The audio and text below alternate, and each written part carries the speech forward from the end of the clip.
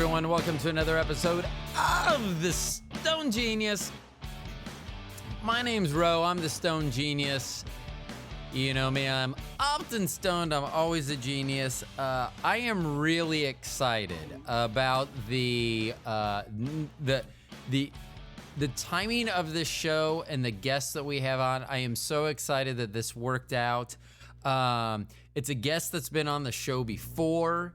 I'm so excited to have them back. And for the next 2 hours, a cappella, they're going to be singing nothing but Christmas carols for us. And we're super excited about that. I mean, people are going crazy. So welcome back to the program, 918-Slasher. What's up, man? How you doing?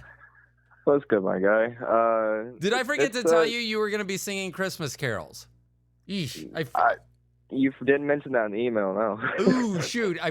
That seems like something that you should have been alerted to, given just a little bit of a heads up there, so I apologize for that. No, if I'm singing Christmas carols, I'm going to need you to hop in the booth. I need a feature. I need a verse. Okay. Hey, so it's been a bit since we've had you on. So I know a lot of stuff has gone on for you since the last time you were on. First of all, because I don't want to forget, I typically do this way too late in the show.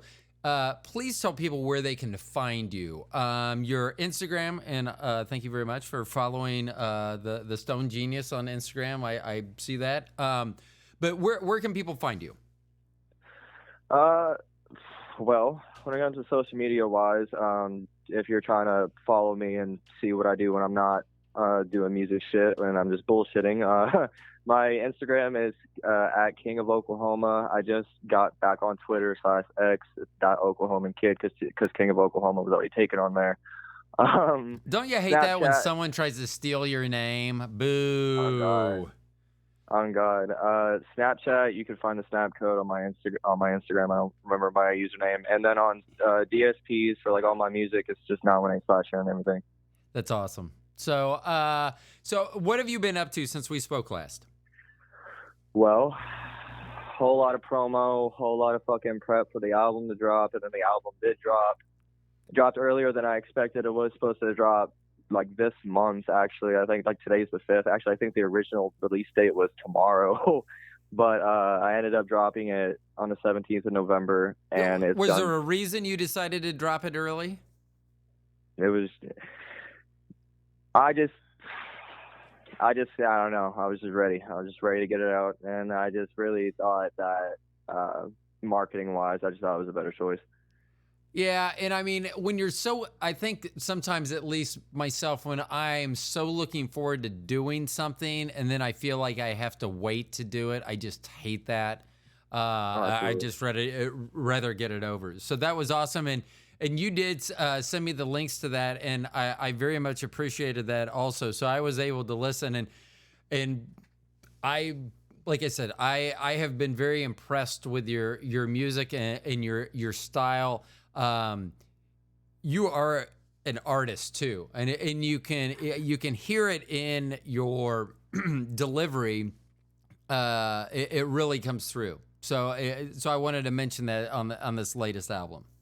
I appreciate that, for real, because this album, it took a little bit over a year to kind of put together, and it's great. Now I'm not exactly sitting back. I know the last time I was on, I was kind of considering, I think I was kind of like chilling out after this album dropped, and work never stops. So, I'm still on my shit. I got different things to plan and shit. And I I told you last time I was on, I was like, I can't wait to get this shit out so I can move on to the next thing. Now I'm executing out the ass.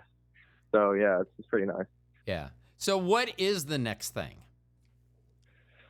Oh, I'm gonna tease it a little bit. Him and I haven't talked about how public we're gonna how public we're gonna make it yet. But like, I know for a fact that.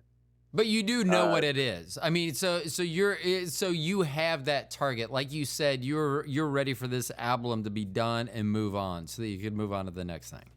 Yeah, me and Gio got the next collab album in the making, so that's pretty exciting. It's really fucking exciting, actually. So and how has that been? Or have you been able to collaborate with Gio together, or have you do you do this like back and forth? And I don't even know how you do it. Email, text. I mean, how do you collaborate with someone?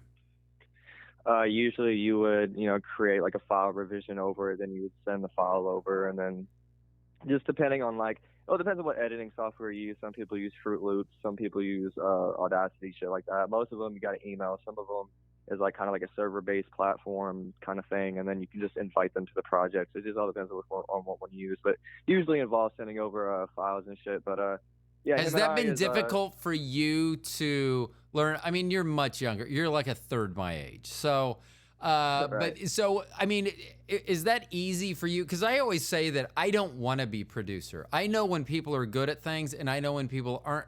I know when I'm not good at things, and I'm sure I could do a lot of the stuff and do video and do more editing and stuff, but I don't want to. Like if someone wants to do that for me, fine. I would love to do that. But you seem to have a passion with not only the creative part and the actual making the music, but creating that, putting it together and finding someone to collaborate with, or finding someone that is a good soundboard for you, so that you can drop something for them and see what they think, and someone that you really look forward to their opinion because it means something to you. I mean, it seems like you really enjoy that part. Yeah, absolutely. I mean, it was pretty easy to conquer. I mean, the whole, just the way everything works, it just, once you start doing it, like everything else, you kind of just like get used to it. What's really complicated though is getting more than one person on a song with you. So like if it's like 3 or people or more, now that starts to get a little difficult. But I kind of, it has been the progression, and you can see it, the quality, the evolution of it, really. If you go back to my older shit and then you start listening forward, like you can see the evolution within the sound qualities, because I am my own sound engineer. I'm still figuring all this shit out for myself. So when it comes to like frequencies and all kinds of fucking shit and layering and like, leveling the fucking vocals and isolating them, and is that something that you want to continue to be part of your process, or is that something that eventually you would be like, someone else can do that part? Or is that something that you really enjoy so much you always want that to be associated with the whole process for you?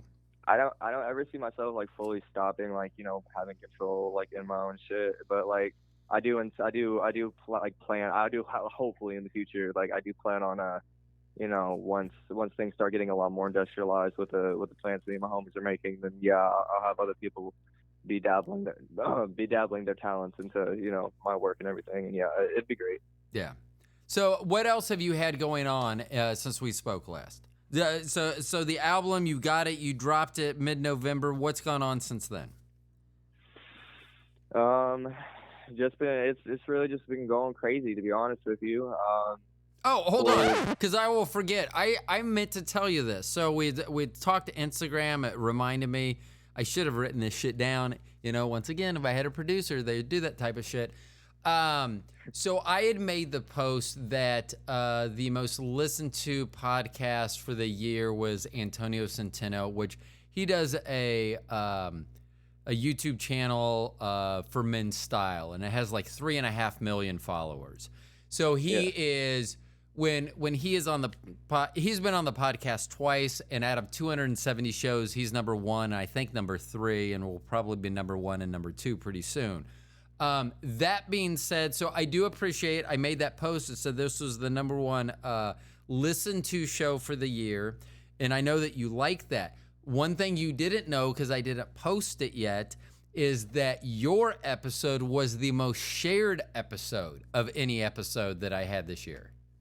Oh wow! Yeah. So, and I don't know. I didn't see I don't know what the numbers were. I don't know, and I don't know how they shared it. Like, is it through Instagram, or I don't know how they text that. But that was one of the things that came up in my year-end numbers, that your episode was the most shared episode that I had all year. So that's really cool too, because I feel like a lot of times when people come to the program, they may come for Antonio Centeno, or they may come for you, or they may come for someone else, And then if they like that episode, then they'll go back and go, well, I wonder if I'm going to like any other episode. So I think that means a Right. lot that people were sharing your episode, because I do feel a lot of people would be like, oh, wow, I found something I didn't know. Or, you know, I've heard of this person before. I've heard of 918 Slasher before, and I didn't know he's on this podcast somehow. So I thought that was really cool, and I'm sorry I didn't share that at the beginning, but that's really cool news. That your very first episode this year, was the most shared episode of 2023 so far.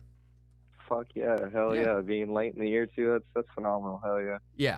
Yeah. And I do think, like I say, I think that shows a lot that people enjoyed not only the content of us, but then when they went and were like, oh, now I want to listen to the music. So I think that helped shared. So I don't know if you saw any change in maybe your downloads or the listenership that you have, but that was really neat to see that it was like that. So sorry to interrupt. I wanted to make sure that you knew that, because that's really it didn't say too many. There were only a couple of sides that said this was the most something. I think one said this was the longest show, and it's like, no shit. But yeah, so it was just cool to see that. So I wanted to make sure you knew. Hell yeah. Hell yeah. Well, yeah, not I just really been promoting and marketing. It's just really what I've been doing most, and just idea forming and all that kind of shit. And So yeah. what's the biggest portion right now for you to, when you're promoting? What does that entail? Is it out and about? Because I think last time you had said you had not at that time performed live. Am I recalling that? Okay. Have you performed live since the last time we spoke? No, I have not. I haven't even left my house since the last time we spoke. Oh, okay. And that's fine too. And I totally understand that. But I mean, are you still looking forward to that day, or are you still, it's more just about the music? And I mean, I think live performance used to mean a lot more, because that's how people got seen and known, because there wasn't the Right. internet and everything else. And now, like you said, you don't need to leave your house. You don't need to leave your house to collaborate with people. So Really. yeah, so that's crazy that's so what is the biggest part of your promotion going on right now? You know, if you're talking about like mainly consistently where it bases from, I mean, I work with like a few affiliate, you know, link promoters, you know, here and there, but mostly it just consists of, you know, just, you know, basic social media. You know, I have a pretty loyal following, you know, the ones the you know, the handful of it that's building, you know what I mean? So yeah, yeah, it's just kind of just, you know, dire loyalty to the whole cause and shit. And yeah, but yeah, when it comes to performances, next year in the springtime, I'll be going westward for a string of performances. I don't know if I'm gonna make it a complete. I don't know if I'm gonna call it a tour, because I'm not gonna make promises I can, you know, be there at certain Right. dates here and there and shit like that. You know, not just yet, but you know, I definitely want to do I'm definitely doing a string of performances. I'm going westward with a homie of mine, and you know, New Mexico's on in the plan, Arizona, California, you know, and yeah, it's gonna be a pretty fun time. That's awesome. That's awesome. Are you looking forward to that, and how are you going to prepare for that? Yeah, I'm really looking forward to it, and how I'm preparing for it is memorizing my fucking lyrics. You know, really, that's really what I'm gonna be doing a lot of.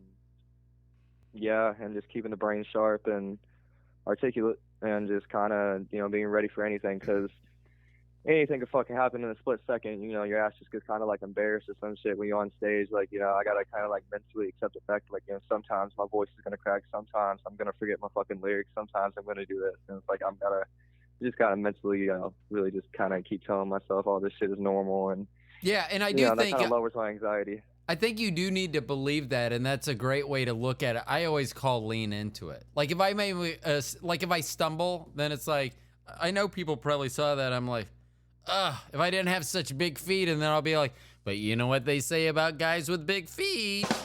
So, you know, I'll just lean into it and joke about it, because, you know, shit happens. And if you forget your lyrics, I mean, because I listen to rap music and I mean, some of the shit, I'm like, I get it. I'm an old white guy. I shouldn't probably be trying to sing the music anyway, but I can't keep up half the time. And it's the lyrics. I'm like, I'm just, ugh, yeah. So I can totally understand that. Don't ever worry about that. And here's the other thing, you know, only your true fans are gonna know that you messed up, and they're not gonna give a shit that you messed up. Yeah.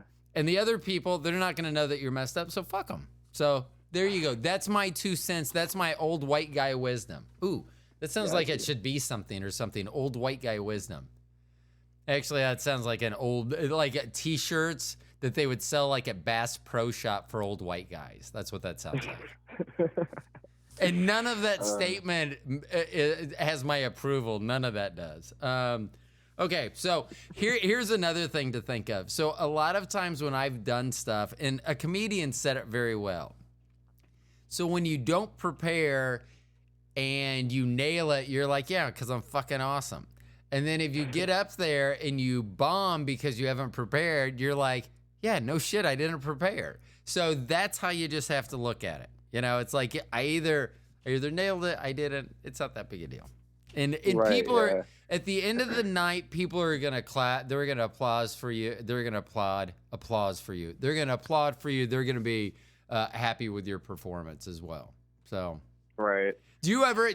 Let me ask you that. Do you ever like get in front of a mirror? I haven't watched like American Idol when it first came out. Like I don't know how many decades ago that was, but when it first came out, it used to be funny because when we would watch it, you could tell that people were not used to singing like with a microphone or something. They didn't know what to do with their hands. So do you ever practice with a brush or like me, I would practice with a bong, dancing around, singing in my bong. So do you have anything that you practiced so that you can work on that stage presence? You'd catch me walk around my house like I don't even got anything in my hand most of the time, bro. I'm just have my fist up to my mouth, acting like I got something in my fucking hand and shit. You'll be seeing me like imagine just daydreaming and shit, bro. Yeah, I do that all the time. You should think about putting a camera inside, because I always do that. I'm like, I tell my wife, I go, I bet you I could get 10,000 people to pay me $1 a month just to watch inside our house. Now, my wife was not on board for that whole thing, but I was like, I do enough weird stuff that I think people would tune in just every once, ooh, what's he gonna do? Nothing. Right. So, and then I wouldn't have to worry about a video podcast either. Just be going. That's it. Yeah. It was funny. So for the listeners, I've only done a few video podcasts. I will tell you, I did the most amazing recently within the last couple days, did the most amazing 3 hour and 15-minute video podcast. Oh, wow. That did not take. And if you're going, hold on, that doesn't make sense. What do you mean it did not take? Because that sounds like a pregnancy or something. No, this it said it was recording, but it didn't record. We could never find the file. So now I do have to put out this. We were talking about religion and the universe. So God and or the universe may have said, you don't want to put that program out. So they could have been looking out for us or just didn't want it out. I don't know. But I do want to say I appreciate it. I was like, do you want to do video or audio? And you're like, let's do audio. And I was like, yes, thank you so much. So I much prefer audio at this point. I was so frustrated after losing that. And I don't want to lose the artist who was the most shared episode of 2023. Once again, the crowd goes crazy. Okay, so let me ask you this. When we spoke last, you were talking about some of the talent that Oklahoma has. Has anyone popped onto the scene since we spoke last that maybe we didn't mention, didn't talk about? Has you heard of anyone new? Before I answer that question, yeah. I'll touch on just a little bit what you said before. I had the full collective thought. I do it all the time. Sorry. Damn. Hey, and I should tell this to everyone. You should feel free to interrupt me if you ever have a thought. Oh I yeah, yeah, yes. yeah. Okay, so like I used to I told you before okay, so I don't think I talked about this on the last episode, which gives me a chance to shout out my homie I did it with, because if it wasn't for him and what we did on the podcast and shit, then like my transition to music wouldn't have been as smooth and like as I didn't have I didn't have shit of a following at the time, but I had a group of people that fuck with me and my personality and shit like that. So but yeah, I told you before, I do believe that I used to do like a weed based podcast as well. Yeah. Um, I did that before I started doing music. Like I was doing just like content creation and media kind of, I was just doing that until I was able to find a way to do music, and I eventually found a way and I kind of transitioned. But it used to be called Hotbox Thoughts, and shout out my homie Khalil. Um, that's I've known that dude since 26. I've known that dude since 2016. I met dude. It's crazy ass fucking story, bro. So it's like me and this dude back in like 2016. I was like 13, 14 years old, something like that. I meet this dude on a mobile game with like tens of thousands of people, and out of like the 1 in a million chance, I ended up in the same clan as this dude. We didn't even use our real names. And then eventually we like exchanged our messengers on face like through Facebook, and next thing I know, I have a podcast with that dude years fucking later, and we still talk to this day. That's awesome. um yeah, so like shout out homie Khalil. Yeah, but like why I touch on that is because I there was this one episode that we did, and I used to edit. I edited out the ass. Like I was our main editor, and there was one episode that it was like I bullshit you not, like 5 hours long, and I edited it down, and I didn't know it at the time, but I realized once I got done editing that it was 4 hours and 20 seconds long. I called it the 420 episode, just because it was 420 long. You know what I mean? Yeah. But yeah, no. But to answer the question that you asked after that, no, no, nobody. No, nobody's No, it's come just on the scene in Oklahoma. So there's. I'm not gonna lie. There's a group. There's an Instagram group that It's just something that You remember that one kid I told you about? Now my name blinks. He's like really like I told you he was like really the only other dude in the state I really fuck with and shit. yeah. Um, so he put me in this group chat with a couple of his music friends, and there's a guy in there that he could have potential if he really pursued like a style of music you can actually understand what the fuck he's saying. But yeah, besides that's potential, but solidify like somebody like on the scene like solidified, no, not really, no. Okay. Yeah, and I don't know how often people pop up. I don't know. I don't know anything about that and how that works. So I wanted to Yeah. ask you about your following. So you started with, and how did your original following, the original group, how did that start? You just having friends that you shared it with, and just like our episode, they shared that. How did that originally work for you? Um. So back when I was still doing like media and content creation, like I said before, I fully transitioned into a music artist. I was still doing like when I dropped my first song, I was still doing the podcast and shit at that time, and I was kind of like steadily making my way towards the transition, and like what following I had off of that followed my transition, instead of kind of just because usually you'd see a lot of the times where like if a person from one industry starts and then goes into another, the main base following that they had usually is gone because they no longer have use to follow that specific person, because usually it's not what they fuck with, like it's not they're not doing what they fuck with anymore. um, but nah, the following that I had from like just doing the podcast on Stereo. I don't know if you've heard of the platform Stereo. I have not. Um, yeah, that's where our podcast based off of, and I used to download our audio files and run them through Spotify. Oh, it used to be called Anchor, but now it's called Spotify for podcasters. Right. But yeah, yeah, just the following that I gained off of that kind of just followed back, like just called followed over, and then it kind of just expanded and shit. And like One thing that like a lot of people get misconcepted is that like uh you got to, especially if you're in the early stages of your career, you can't expect everyone off of one platform to follow you on every single other one. You know what I mean? Yeah. Like, a lot of people get that misconcepted, and uh, I've seen people get shit on for it. It's like, oh, you got, such and such, quite basically like saying just because they have a smaller following on one platform than the other, that means that like they bought their followers on like one platform. And it's like, no, it's just like not everyone that discovers you on Spotify or discovers you on, YouTube is going to follow you on Instagram, because not everyone like has the interest of expansion within your discography.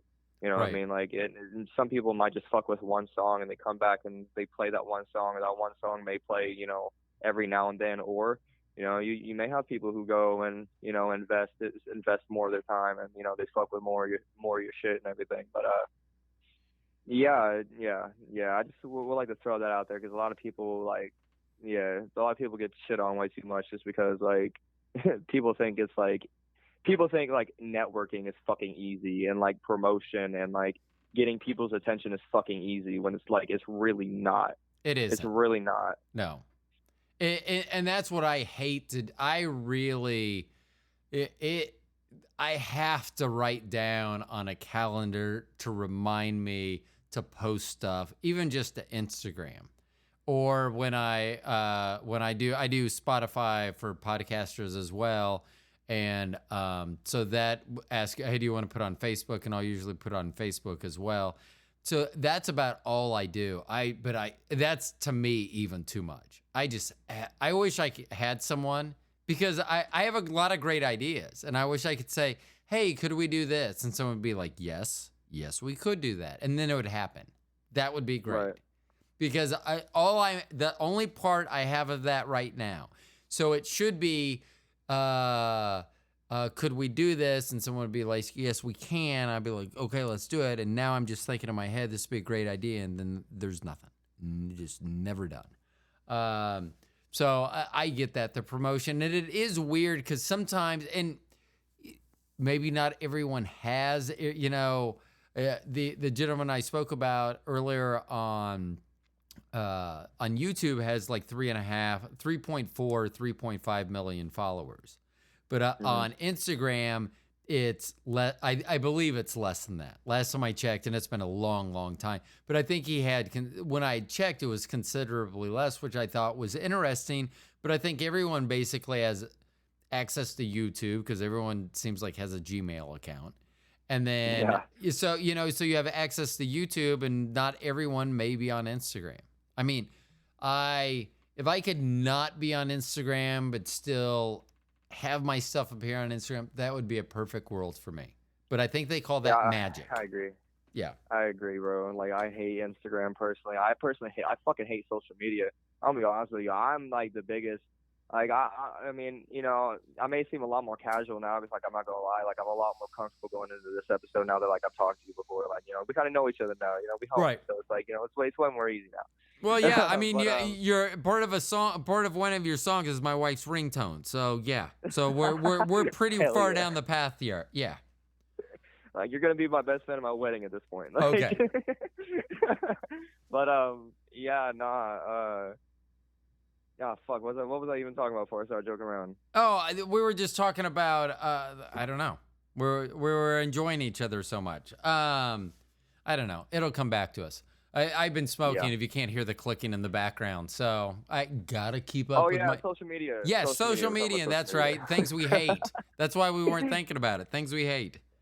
Yeah. Me personally, I fucking hate social media. I know I may seem like casual now, but like, bro, I'm the biggest like introverted. Like, I hate humans, bro. Like, fuck everybody. Like, yeah. I'm just like, I hate social media. Like, it's just so, I'm not gonna say toxic, because I ain't gonna be on a like emotional train, but it's like, bro, it's like, I'm tired of knowing everybody been in. It's like, I'm tired of it. Yeah, I wish that it.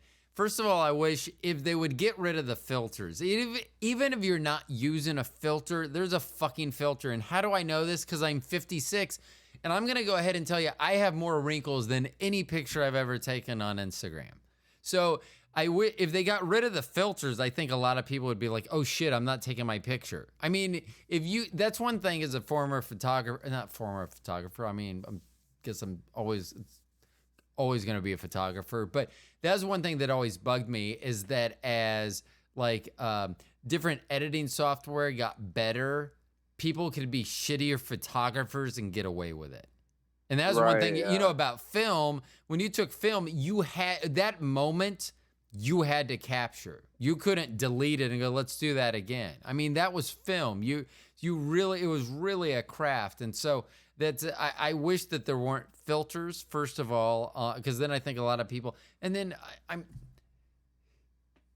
don't remember where I heard it. I think it was a comedian or something that said, they were talking about, can you imagine in the 70s if I would have taken a picture of my food, an actual photograph, got it developed, put it in the mail, and mailed it to someone. Someone would have been like, what the fuck are you doing? But yet everyone will take a picture of their Whataburger and put it on and like I'm having Whataburger for dinner. It's like, who gives a fuck? I mean, come on. Jesus. Yeah. So. Well, I got off Facebook a long time ago, but it's like, or like, you know, when I used to be on Facebook, he's, oh yeah, like Tim is, you know, excited to go to fucking Applebee's on Friday. Like, who gives a fuck, bro? Exactly. I don't care. So here's the funny thing about me and Facebook. So on January 6, 2021, I was scheduled. I did go from Kansas City to Denver. I was going for a few days for a smoke vacation. And so that morning, the morning of January 6th, very, very early, because I had to drive from here to Omaha to catch the train that went into Denver. There's no train that goes directly from Kansas City to Denver. It goes through Omaha.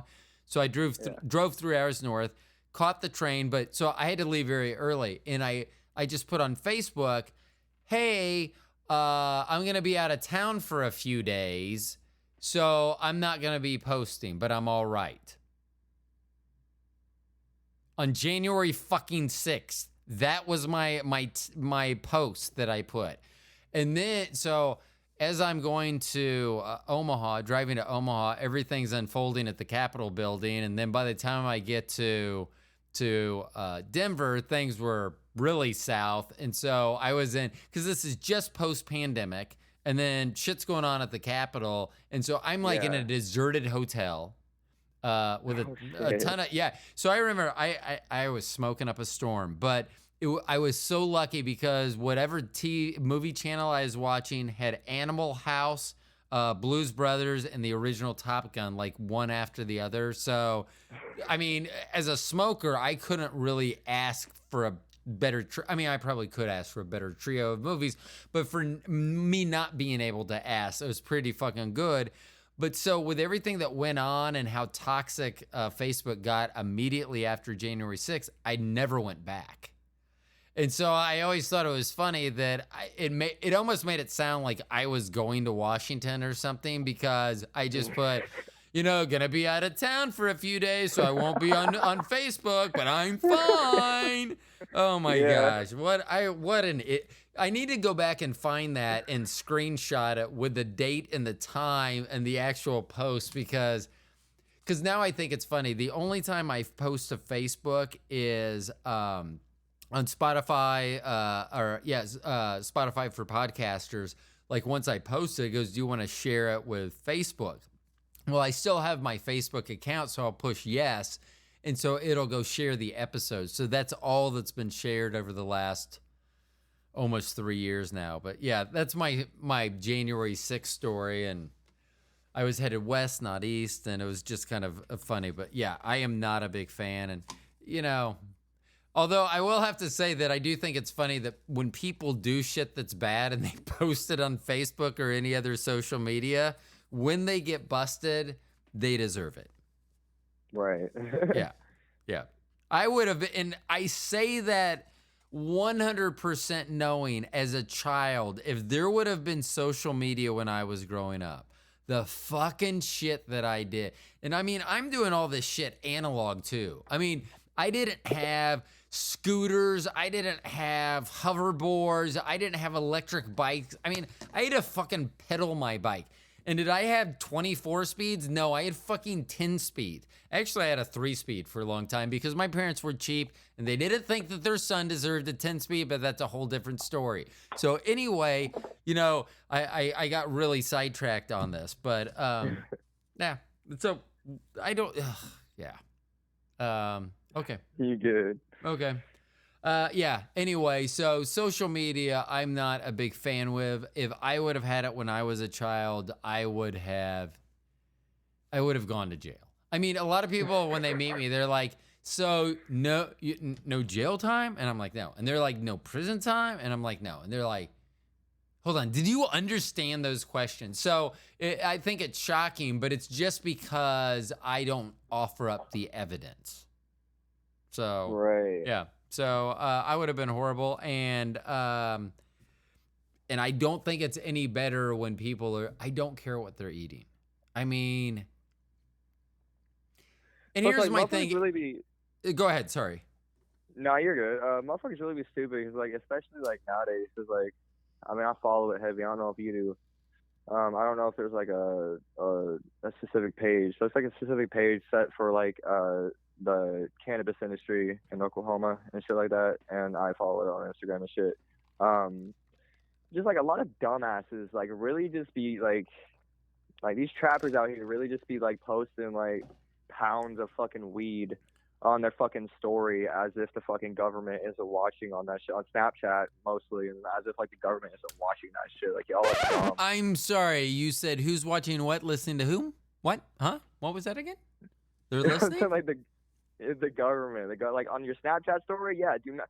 My advice to the kids: don't post that shit on your fucking Snapchat story. All right, there's a quick way to really get yourself in some fucking trouble. I mean, so here's my deal because I don't really fear AI because at 56, I mean, how much time do I have? And if AI took over like in the Terminator movies, then fuck it, I'm 56. It's not like I'm 18. I'm like, I got my whole life ahead of me. I mean, come on now. But my fear is that. So I asked Bard by Google, their like chat bot, whatever it's called. I forget what it's called. So it's called Bard, but it's their AI, and I ask it to review my show, my podcast, and you would have thought it listened to almost every podcast. I mean, I read it, and it was. I mean, I wasn't scared. That's not the right word, but I was kind of astonished that a machine within a matter of seconds could spit out this long review of my podcast and all that knowledge. I mean, all that knowledge, like it could search and it knew, I mean, like it had the ability to listen to all 200 and let's see, I need to look at how many hours that is, but 250 podcasts, I mean, 200, probably 500 plus hours of podcasts that, you know, how quickly can it scan? And if it can scan that for Bard, I mean, think about the stuff we don't know it can do. Because that's the stuff that really amazes me. Because the stuff that we can do with the AI right now amazes me. And so it makes me think about the stuff they're not telling us about.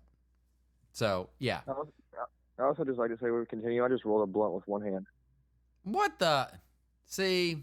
So I came on my dad was a pharmacist, and my parents were just old and they were just very anti-drug. Drugs, boo, hiss. And I mean, that's just how I grew up. And then I grew up in the 70s and the 80s, so Cheech and Chong were around, and they were like the tip. Hey man, what's up?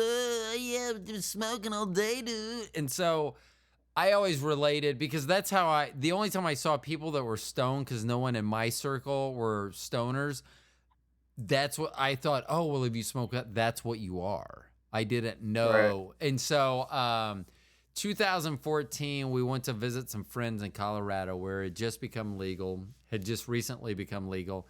So I was like, fuck it. I have arthritis. I mean, we're here. It's legal. I'm going to try it. And I tried a gummy. It was a Chiba Chew. It wasn't a gummy. It was a Chiba Chew, but it was an edible.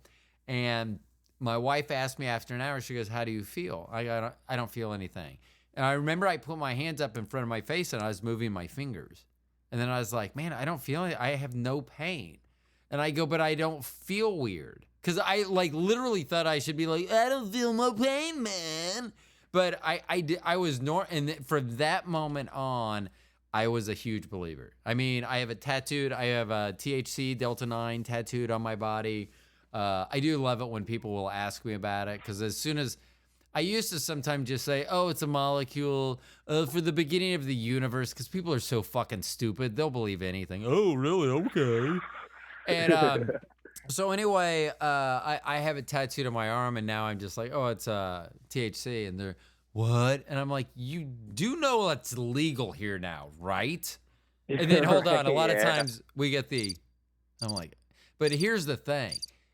Like almost, okay, granted the location of the dispensary that I go to is in a predominantly white, older, probably section of Kansas City. Because I was going to say, like, everyone I see going in and out of not everyone, most people I see going in and out of the dispensary look like me. They're old white people. Right. But, I mean, we do have a lot of aches. Not saying we're the only ones with aches. And I will be quite honest. I started my relationship with cannabis. I started that due to my arthritic condition and my arthritic hands. And then I found out that I really, really liked being high. I mean, I really like being high. I mean, I'm like, oh my God, I get to get home and smoke. Yes, yes, oh yeah, uh-huh, oh yeah, I'm gonna be smoking right now, man. Oh, here we go. Oh yeah, I love it. I love smoking. Sorry, I just had to get that out. So here's what I was going to say. So I started late in life. I mean, I started because I have arthritis. So first of all, rolling anything, I mean, doing buttons at this point. There is a reason people go to Velcro. It has nothing to do with looks. We know it looks bad. We 106% understand that it looks bad. But there's a reason we do that. Here's another thing that I found out that I am trying to get around the stigma. Sex swing. So a lot of people think of sex swings, and if you say sex swing, you're like, oh, that person has a sex swing, they're kinky. The reason they have a sex swing is because they're old and arthritic. No one wants to be holding anyone up. I mean, if I can just stand there and rock her back and forth in a sex, I mean, that's pretty good. I mean, it's still finishing the same way. So, I mean, that's amazing. But that's none of the wear and tear on the joints. I mean, now we can get done and still do stuff. I mean, if we're on top of each other, oh my gosh. We have to have music on in the background now just so that the moaning, and I'm not talking sexual moaning, I'm like talking like, ooh, my thumb hurts, that type of moaning. So yeah, so that's where my relationship with cannabis started, very late in life. So I didn't have the dexterity to roll joints. I will tell you that I am pretty much only a flower guy. Like, if I had every type of cannabis in front of me, I would choose flower. Same here. I'd have to agree with it. I have to agree with you there. That being said, I will say I haven't tried everything, and there are some new things that I've tried. There are some people with cannabis companies that have come and been on the program, and I've tried a few different things. I still don't know the difference between batter and butter, and I don't know. I feel like there's another one I'm forgetting, but so I haven't tried everything, but I very much like flower. But I was very excited when I found about raw, the pre-rolled cones that all I had to do was fill. Yeah. So I will tell you, for me, someone that couldn't I can barely button a shirt at this point. I'm very impressed that you were able to roll a blunt with one hand. And it sounds like everyone else was very impressed as well. Wow. Eesh. That got a little creepy at the end. But yeah, I'm rolling blunts 24/7. Everybody comes at me like, "Oh, it's the worst thing." It's like, shut up. I will tell you that so now that we've totally transitioned into talking about cannabis, it changed my life. I mean, my wife doesn't like to smoke. And she doesn't really like. She likes edibles. The only thing she doesn't like about edibles is the unknown. The first time you take a certain edible, how long till it kicks in? How am I actually gonna? Yeah. And so different things like so. That's which is fine. But she is a huge cannabis advocate because she's seen how it changed me, because it visibly, the swelling started going away and I was able to do things that I wasn't able to do previously. So, and Right. not all of them sexually. But it really made a big deal. And so, but then when I found out how good it was to be high, and I will tell you now and I don't know, I want to say that I'm a heavy user, but I actually don't even know how to quantify that. Here's how I relate it. When I started smoking cannabis, when I started smoking flower, about an eighth of an ounce would last me 2 weeks. Oh wow. And now I go through half an ounce a week. So that's why I think, because it's changed so much for me, that's why I feel like, and if I could smoke more, if economically I could smoke more, I would. I mean, like I say, I'm one of those guys that now is like, when I am coming home, I'm like, do I need to do anything? Do I need to run any errands? Does anyone need anything for me for at least the next 2 hours? And if everyone's no, I'm Right. like, I am going outside real quick. So, yeah, it's really changed my life. And I will tell you, it was kind of interesting. My parents, well, I mean, they're older, so we're older.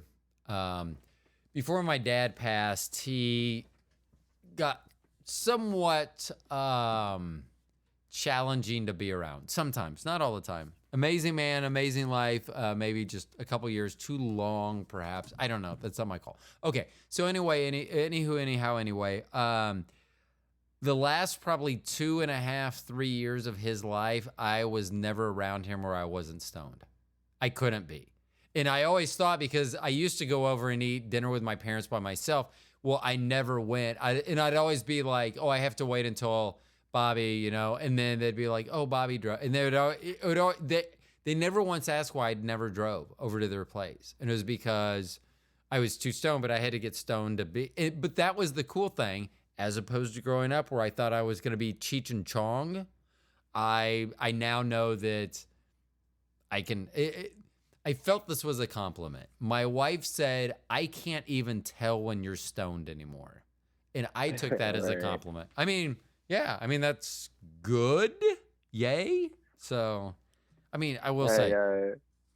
what's Yeah, your, it's like your normal state at this point. Like it you're not really even high is. anymore. It's just your normal state. Yeah.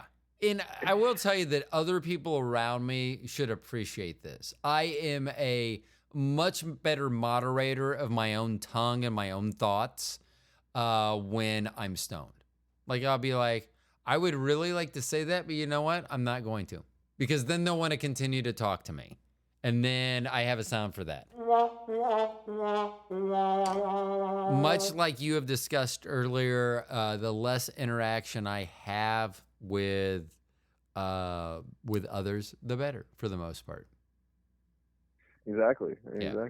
And like I agree with you there, because like I'm pretty much the same way. If I had to, I actually have quantified the amount of weed that I smoke a week. I smoke, if it's a good week, it's like borderlining this. If it's a bad week, it's gone over this. But I usually smoke on average 50 blunts a week. So I don't know how to put that in, like, I don't know how many grams it is. I'd say it's Yeah, like, and I don't know, because like joints, when you buy at the dispensary, individual joints, sometimes they'll have 1 gram, 1.5 grams, 3.5 grams. So Right. So, But I do know for a fact, just because like my blunt sticks and like because sometimes I'll stack up on the packages before I throw them away. right. And yeah, I smoke more or less more or less 50 blunts a week. And I can tell you this much: when I don't get to, like, everybody gets like brutal honesty that they fucking hate, and I'm very irritable, and like I just have a very short temper. It's just like, if I'm if I'm not able to smoke, don't waste my time. Like, don't waste my time, because I will be absolutely fucking pissed. I remember one time I was like, I couldn't smoke for like 2 days straight, and I, was in public. I was just looking at this dude's. I'm not gonna explain the situation, but I was looking at this dude's property, and like this dude is just like sitting on, like, because I'm always thinking about like ways to make money. I've always been that way. You know what I mean? Like, I've always just been a hustler, and I'm looking around at this dude with like really, big financial problems supposedly, and he has like this property filled with fucking like cars that don't run anymore, ice boxes all out in his fucking front yard, and he keeps them out there for with his philosophy that, oh, you're never gonna know when you're gonna need something. Like, bro, you have over $10,000 worth of scrap metal right here, Right. right here. How the fuck are you not fucking out of debt right now? Yeah. How the fuck are you not providing for yourself right now? Yeah. Like, you know what I mean? It's like, bro, it's like, why? Like, I just don't understand, motherfuckers. I really don't. Apollo, get in here now. Yeah, I mean, yeah, that's my biggest problem with people is like their decision making. Because sometimes I'm just like I'll ask them, why did you do that? And it's just because I literally want to go, what went into this decision making process? Let's see. Recently, I was speaking to my wife and we were talking about traffic, and we were talking about merging, because I hate people that don't understand how to merge. It's like, it's almost like they didn't read the driver's manual and never learned any of the rules of the road.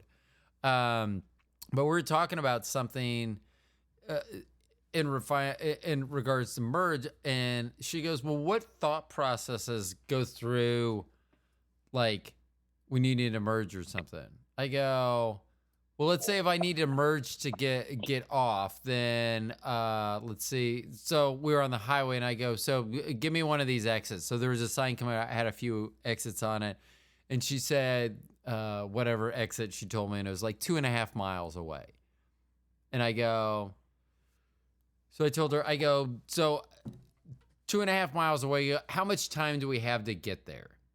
And she goes, how would I know that? I go, can you even guess that? And she goes, no. And I go, here's the deal. I go, 60 miles an hour, that's a mile a minute.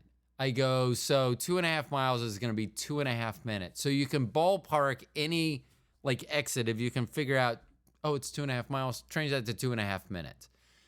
And then you need to account for if you're going 70, 75, 80, 60, 55, whatever you're doing, take that into account. If you're doing 70, okay, you're going to get there in less than 2.5 minutes.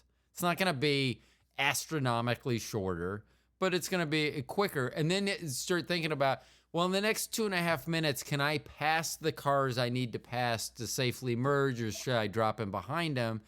And then when I get there, the traffic that's coming on, I have to judge whether they'll actually speed up like they should so I can drop in behind them, or whether I'm going to have to say, fuck off you, and get in front of them like I shouldn't have to. And she goes, so that's what you think about? And I go, yeah. And I go, what do you think about when you're merging? She goes, I just go, well, I need to get off in 2.5 miles, so I make sure that I do.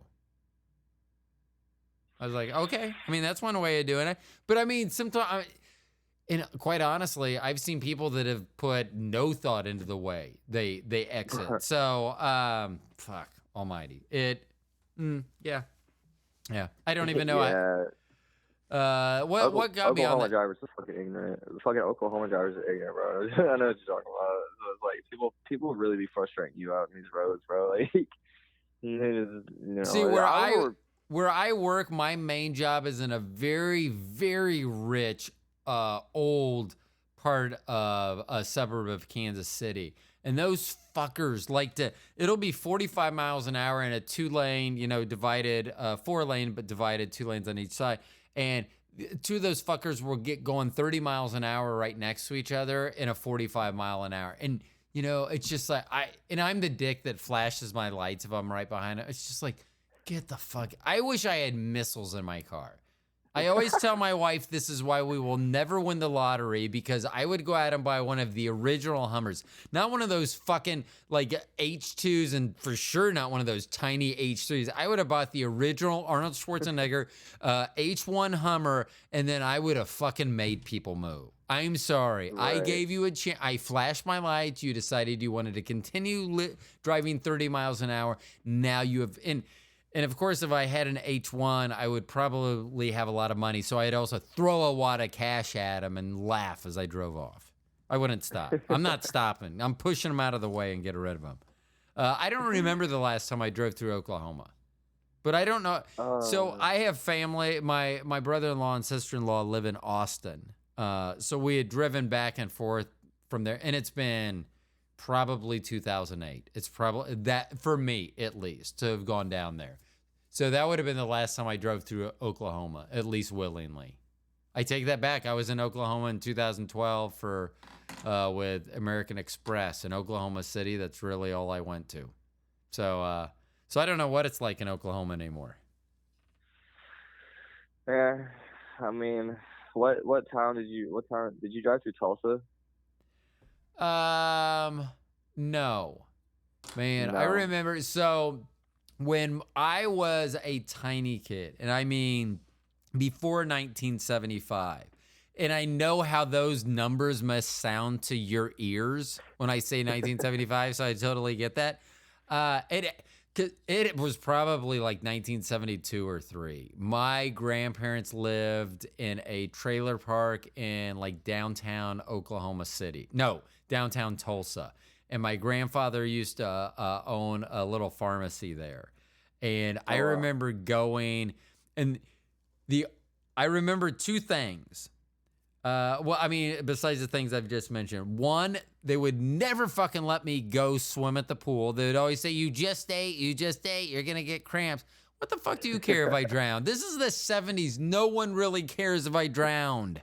And then there was a Village Inn. That's where, I don't know if Village Inn still exists, but it does, because there was a Village Inn, and for some reason I want to say it was within walking distance. It was close. Now, actually, I take that back, because my grandfather was a huge man. There's no way he fucking walked anywhere now that I think about it. So anyway, it was at least close enough. We drove there quite a bit, and I remember that's probably where I got my sugar addiction. That syrup at Village Inn. In 1972. And yeah, I get it. It sounds like me and Moses from the Bible were like there at the same time, but 1972 wasn't that old, that long. It was. I take that back. I mean, that was even before my wife was born, so that was fucking old. Yeah, I think we're actually we're closer to 2040 than we are 1990 now. Shut the fuck up. No one wants to hear that. I mean, literally no one wants to hear that. I mean, I know. You're not. I know. That does suck. I mean, so sometimes, but here's what I think about like movies, and even movies that my kids will watch. I mean, we have a 27-year-old and a 21-year-old, but they still remember Elf and everything. And I think Elf it's coming up on an anniversary, either 20, 25, or 30 years. But even if it's 20 years old, I was trying to think about like when I was their age. Like when I was 21, that was 1987. And if someone would have said, oh, let's watch this movie from 1967 or 1966, I would have been like, I'm not going to watch that old fucking movie. And I just think it's funny how that's kind of changed now, because there's still old movies that people will watch and people enjoy, at least at the holidays. Maybe not all the time. So yeah, mostly the holidays. Cause like, you know, like, I mean, there's still people out there that like name it right now on the spot. What's your favorite holiday movie? Oh shit. Yeah. Oh. You feel like it should be on the tip of your tongue. Yeah, I guess I didn't specify. So yes. Yeah, you can be a jerk and go, well, technically you didn't say a specific holiday, so I'll pick anyone. So go ahead. You pick whatever friggin' holiday you want. Oh shit, good. And if it's some like rom-com from like Valentine's Day, then I will thank you for being on the show twice. and you'll always be known as two-time guest 918 Slasher. Oh fuck, man, this is a really hard question. I don't know. I don't really watch a whole lot of festive movies, but there's like a couple of like Halloween ones on the tip of my tongue that I'm like really trying to. Halloween's my favorite holiday, so Well, has it always been your favorite holiday? yeah, yeah, yeah. I never, yeah. I've always like, I mean, even with, like my stylish shit, like I have a couple of rings that like are like kind of like one of them's a jester skull. Um, One of them is it's just like kind of like edgy shit, and like I've just always been like into that kind of like style shit. So like that kind of shit always like drew me close. And plus, I like the autumn time. Like fall is just like my favorite season. Like October, yeah, fuck yeah. So here's how I'm gonna point out again, because if I have not pointed out how old I am to this point, I am now gonna point out how old I am. I am old enough to remember where a white child could wear blackface and it was just a Halloween costume. Hold on. I felt like there should be a lot of sounds added on to this. And I'm not going to say, I am going to say, so here's what I remember, and I will, oh my gosh. So I could probably figure out the time frame, because I could probably look at this mall that I know we bought the mask at, because the store was not there a long time. So I could probably narrow this down to how many, like within a couple years of how long the store was at this mall. But I really, for some reason, I know I was in elementary school, so this would have been early 70s. I wanted this Wolfman Halloween mask. And it was one of those plastic ones with just the face cut out. They may not even make them anymore, because I can't imagine they would still be legal in any way, shape, or form, because they just were so uncomfortable. And then they had this little strap that went around the back of your head. And as I remember, I really wanted it. I don't know why I wanted to be the Wolfman so much. Whatever. That's what I wanted to be. Actually, I think I wanted it to be because the Wolfman was a wolf man. So I could wear the Wolfman mask, and then the rest of me could just be a man. So I didn't really have to work too hard at a costume. So that's probably what I was thinking. So my parents probably spent upwards of 74 cents on this mask. I would assume that 74 cents would have been very expensive for a mask of this high quality back in the early 70s, probably originating in Hong Kong or China. Right. Because that's where all the toys came from. And how I knew this, because my parents used to always tell me, your toys break because they're from China and Taiwan and Hong Kong. Heard that all the time. So anyway, I get this mask. I beg my parents for this 74-cent mask probably. And then when I get it home, evidently I have sensitive eyes. So it was hurting my eyes. Now, this being said, I do have big eyes. Like if someone looked at me and said, "Hey, quickly, name one of Rose's facial features?" Probably big blue eyes would be named 100% of the time. Right. So I do have big eyes, and so I told my parents I can't wear this mask, and they were appalled that they had spent probably 74 cents, at least 49 cents, but maybe 74 cents. And if people are thinking that I'm saying money wrong there, I'm not. I really mean 74 cents, like 26 cents less than a whole dollar, like a whole quarter and a penny less than a dollar. That's what I'm talking. So my parents were appalled by this. And I go, I can't wear the mask, but it's Halloween. I need a mask, and I need something. What are we gonna do? So I remember my dad going to the garage. This was back once again in the early 70s, before the common folk knew what a gas grill was. So Right. everything was charcoal briquettes. And so my dad went down. I don't want to slander any company, but I think it was Charcoal. I think that was actually the name of the briquettes. Charbroil. That was it. I think it was Charbroil charcoal briquettes. And so these little, just as the name says, they're brick so little tiny bricks of charcoal. And I remember my dad going down there because I'm not wearing the mask because my beautiful big blue eyes cannot tolerate this mask.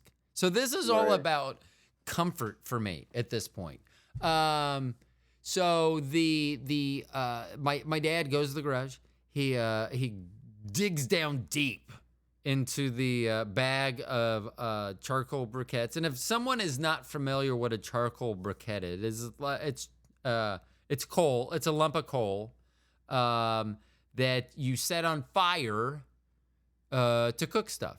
Generally meats, but you could probably cook other stuff. I'm a meat guy, so I'm going to cook meats on there. But that's what it is. So it is literally a lump of coal. So if, like Santa, like I doubt they make a special lump of coal. I would assume that he is using like barbecue grade charcoal briquette. Like kids that aren't good, like me. I was always good. I never got charcoal in my stocking.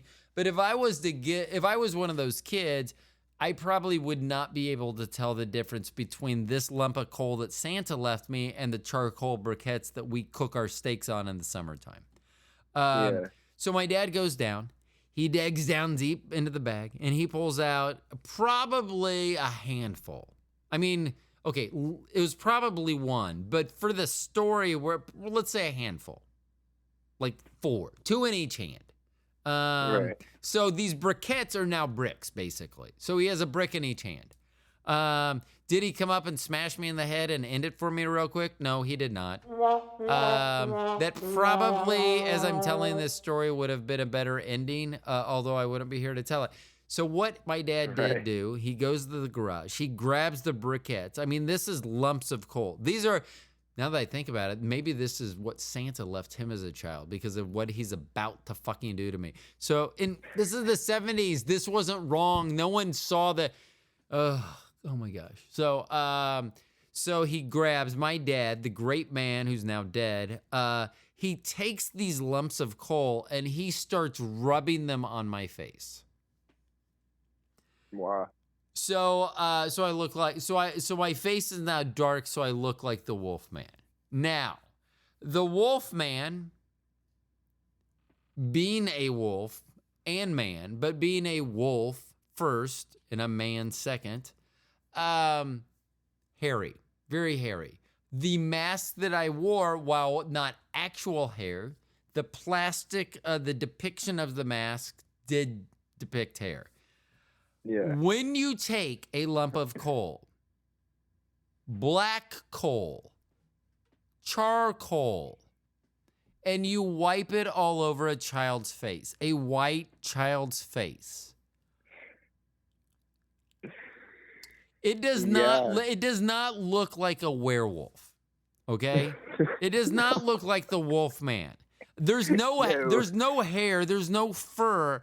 So it looks like a white child with straight brown hair. And I mean straight. I mean, there wasn't a wave in my hair. It was straight. Now it's gone. My hair was so straight, it decided to leave me. And that's why I'm now bald. So here is a child who thinks he's going, oh my gosh. So as I'm telling you this story, I'm thinking about this out loud. This is actually a very good story to come back. I am not going to pay you like I would a therapist, but just know that you're being my therapist right now. So I appreciate that. Thank you very much.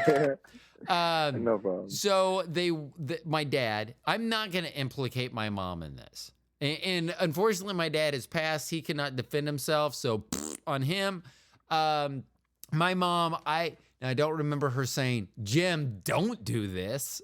I don't remember that. So he takes lumps of coal, which we have already determined are black chalk. That's basically what he was using on my face. He was basically using, so here I am, I'm going door to door. And I don't remember. I feel like, fuck. Okay, so I feel like I feel like when I went to the door that the person answering the door for me to trick or treat. And I feel like they should have understood this was a trick at this point. I feel like they should have asked me, what are you? Because here I am. I think we've already addressed that I was dressed as the man. So I was a wolf man. I was supposed to be a wolf head in a man body. So now I am dressed as a man. Yeah, I know. Right. Yeah, I know. So I'm dressed as a man that no longer has a wolf's face. I just am a white child with a black face.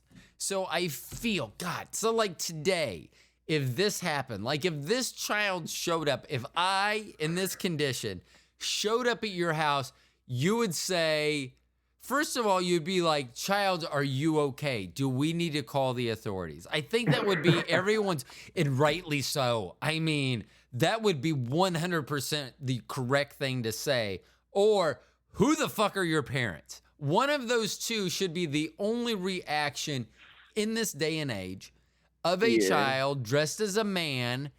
And the child thinks he's a wolf man, but dressed as a man and comes to your door with blackface. And that is what it basically was. So now I'm starting to wonder, did people actually ask me? Because I'm starting to think this was about the time that Sammy Davis Jr.'s Candyman song, and if you don't know that song, you can go try to find it, and then you'll be really upset that I introduced you to that song. I will tell you that right now. But you'd have to watch the Sammy Davis Jr. version, because right now at this point, I am quite concerned that there were neighbors of ours thinking that I was going around as Sammy Davis Jr. on Halloween one night. That is funny though. I mean, I hadn't thought it. I mean, I was fucking young. I mean, I know I was in elementary school, and I think that I was probably, fourth grade. That would have been like 1976, six-ish, somewhere in there. Fuck. Yeah, that was early, man. This is when you and I need to talk to one of my attorney people that I've had on the podcast that are attorneys, just to see if there's a statute of limitations on robbing kids of Halloween candy. I feel like there should be. And I think I was wearing a mask. Although, now that we've already established that I was keen to go out in blackface, I will say I may not have been wearing a mask. I don't know. And I'm not saying that I did it. I'm saying that I've heard of people during my youth that maybe instead of going door to door would strategically position themselves and steal candy from kids. Like I keep saying that. That's weird. I shouldn't. That's not the right word, not we. Other people that I was aware of, or not even aware of. Maybe I'd heard of. Maybe it was on the news, the radio. Not the internet. There was no internet. I mean, we were still looking at our porn in magazines, literal magazines back then. That's how long a time ago this was. But once again, people may have that I had heard of, maybe not even geographically located near me, maybe had hijacked. No, that's not even a good word. They relieved children of their candy. And that was, so parents didn't go. Fuck that. I mean, I think I literally was probably 7 years old, and when we went trick-or-treating, we lived in the suburbs. When we went we covered some ground. Now, once again, I've already established no internet, none of that shit. So I would like to know how many, if I wasn't such a lazy fuck, I should pay someone to do this. I should drive in a car and tell someone where I used to walk. Oh, that makes more sense if I just drove in a car, the car would tell me. I'm really high right now. I'm trying to figure out how I can figure out how far I used to walk. I mean, like we would walk and then we'd have to figure out like what friend, okay, we're going to walk this way. And then we would always have to have people that were geographically located, so that we could like hit a neighborhood and then go to my friend Hai, a Vietnamese friend of mine. We'd go to Hai's house and drop our candy off there. So we'd have empty bags, and we'd go somewhere else and we'd drop it off at Scott's house. And then we would, go another. And so, and then we would have to get all of our candy together the next day as we're rotting the fucking teeth out of our head with our parents in the background screaming, "Watch out for razor blades in there." Hold on, I got a sound for that. Watch out for razor blades. You don't want to cut yourself. And that literally is my mom. And I'm glad that she was able to join the program. That's so nice. Yeah, I mean, I literally remember going out, and no one had parents out with them. Like when my kids went, we would go, and we would be. Actually, I don't know if this is legal, and it probably wasn't. I heard that other parents may have been drinking, like trick or drink, something like that. So, me, not a drinker, I'm a smoker, and I don't do that in the suburbs. At least back then you didn't. So there's some of my stories. So have you ever gone out in blackface for Christmas? I mean, for Christmas. Oh my God. And please, if you're going to, like, I have a slight excuse because it was Halloween in the 70s. But if I would have said Christmas of any age, probably blackface is not, but I don't want to associate blackface and Christmas. And now if I get to heaven and Jesus is black, that'll be awesome. Okay. Nah, I've never personally went out in blackface on Halloween, but well, here's my suggestion to you, sir. Don't do it. Like, don't say, "Hey, that sounds like a great idea," because I heard that you had rolled a blunt earlier, and I'm hoping that you've had the chance to partake of that blunt. So I don't want you to have blunt thoughts of, "Hey, you know what? That's not a bad idea. I'm an artist. I'm a singer. I'm going to be Sammy Davis Jr. next Halloween." Actually, that deserves that sound right there. You fucking ruined my shit earlier. So, okay. But this isn't like anything like Halloween related, but like I went to I was in a different state. I'm not going to specify the state. It was a central state, and it's kind of can be like expected on a slight bit, just because like usually people in like southern and central states usually are prone to like traditionalism, and like you will have your your old heads that are still stuck in their generational ways. But there's this one. Are you talking about my people? I'm just kidding. I got convinced to go to this fucking church in a different state, and there's this old dude that got up there, and like hearing you like talk about like going out in blackface on Halloween, that like kind of astonishes me because like I grew up in the 2010s, so it's like this one old dude got up on the fucking on the I can't say stage, but he got up there and he spoke, and he was talking about how he struggles with his Apollo, get in here now, and how he struggles with his like his he has this issue with like not saying racial slurs and like y'all heard me right, like he has an issue with not saying racial slurs. Like he wants to be able to say them. Like he has this like urge inside of him to say it, but he treats it like it's like something going. It's like he treats it like an addiction. I don't know, he's speaking like he's at an AA meeting, but for saying racial slurs. But he he speaks out to the church, and he's like, I imagine everyone else has this issue, yes, and I'm the only one that's not from there. Literally the only one that's not from there, and everybody. And when I say everybody, I mean everybody besides me said yes. And I was astonished. My jaw dropped. I was looking around, bro, and I was like, "Wow." That just, I just like all the breath just left me there. That is, So how did you feel at that point? Because at that point I would have been like, I don't felt have like it. I I was don't have any good like scary music because that. I really felt like I was at a Klan rally, to be honest with you. I really wanted to leave. It made me really uncomfortable. Like I did not want to be there whatsoever. Yeah, that would. I yeah, that and I just the only thing I remember. So when my we'll get to talk about Oklahoma here. Oh man, you are like my therapist. So thank you very much for this free therapy session. I appreciate it. You're So good. my grandparents on my dad's side, I told you they were in Tulsa. Well, later in life and their lives, not much later because I was in my teens, they moved to Afton, Oklahoma. Oh God, that's like literally like 20 minutes away from Really?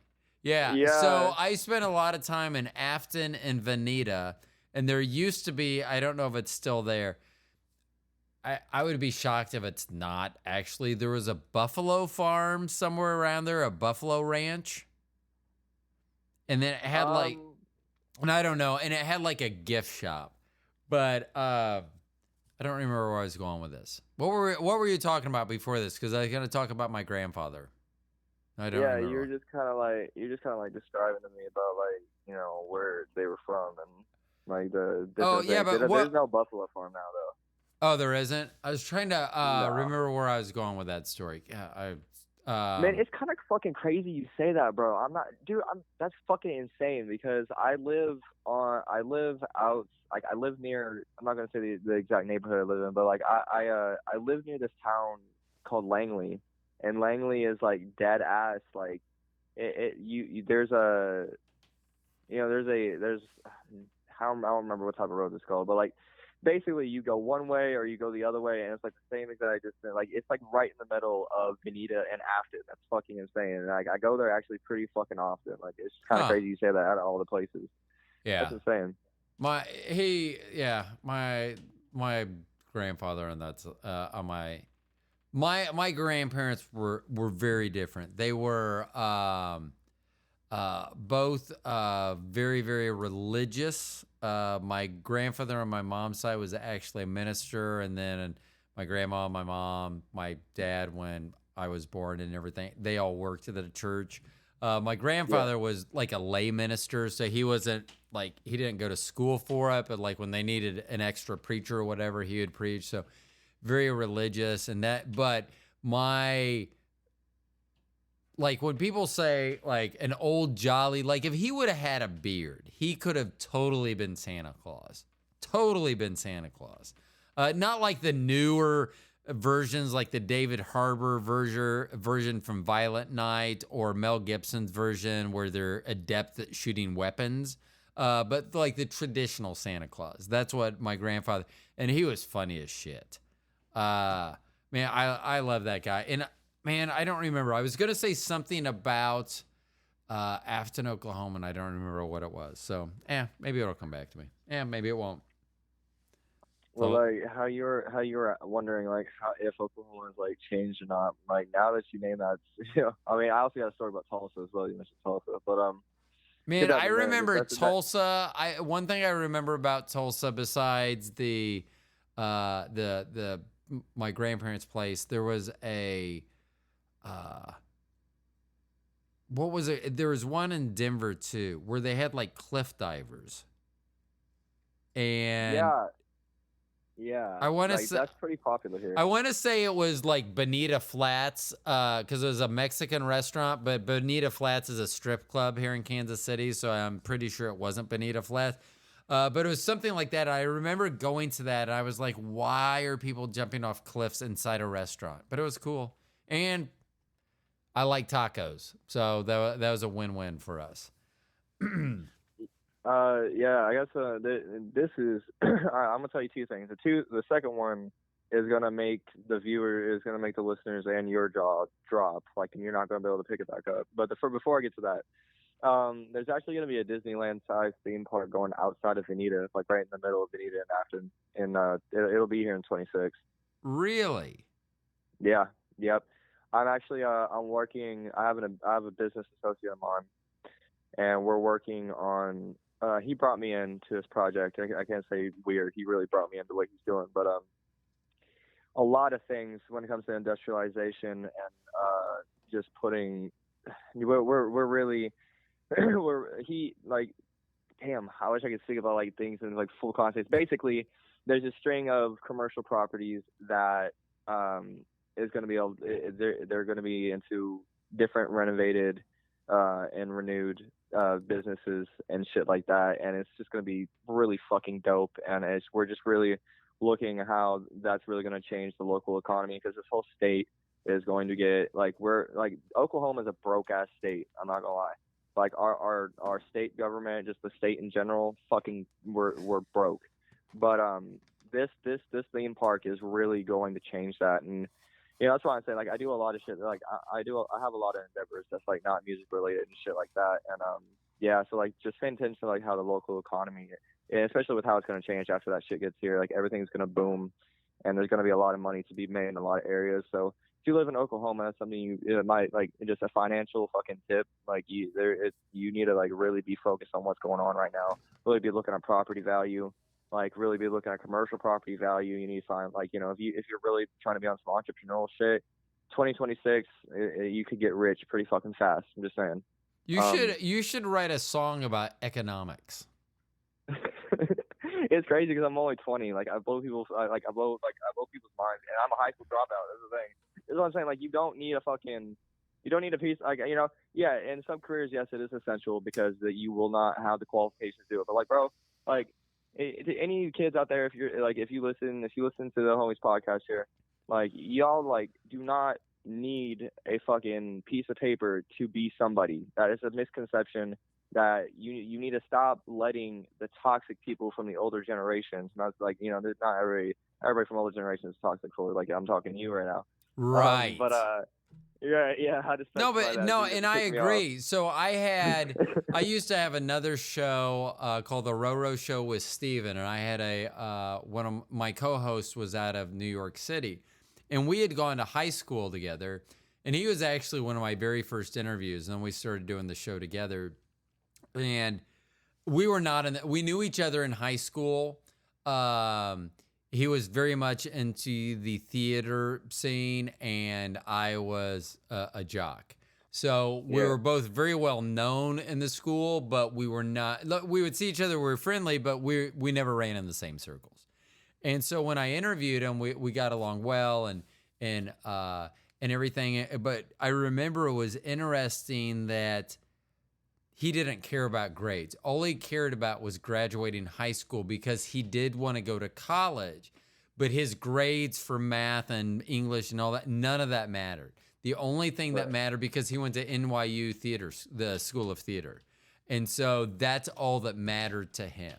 It'd be like someone maybe with Juilliard that only cared about playing the piano so that they can get into Juilliard because, the other things are periphery. So Stephen had said, he told his parents, my college degree is going to be in theater. None of this other stuff matters. Let me focus on that. And I mean, it's treated him well. He's written multiple plays on his name's Stephen Dolganoff. You can follow him.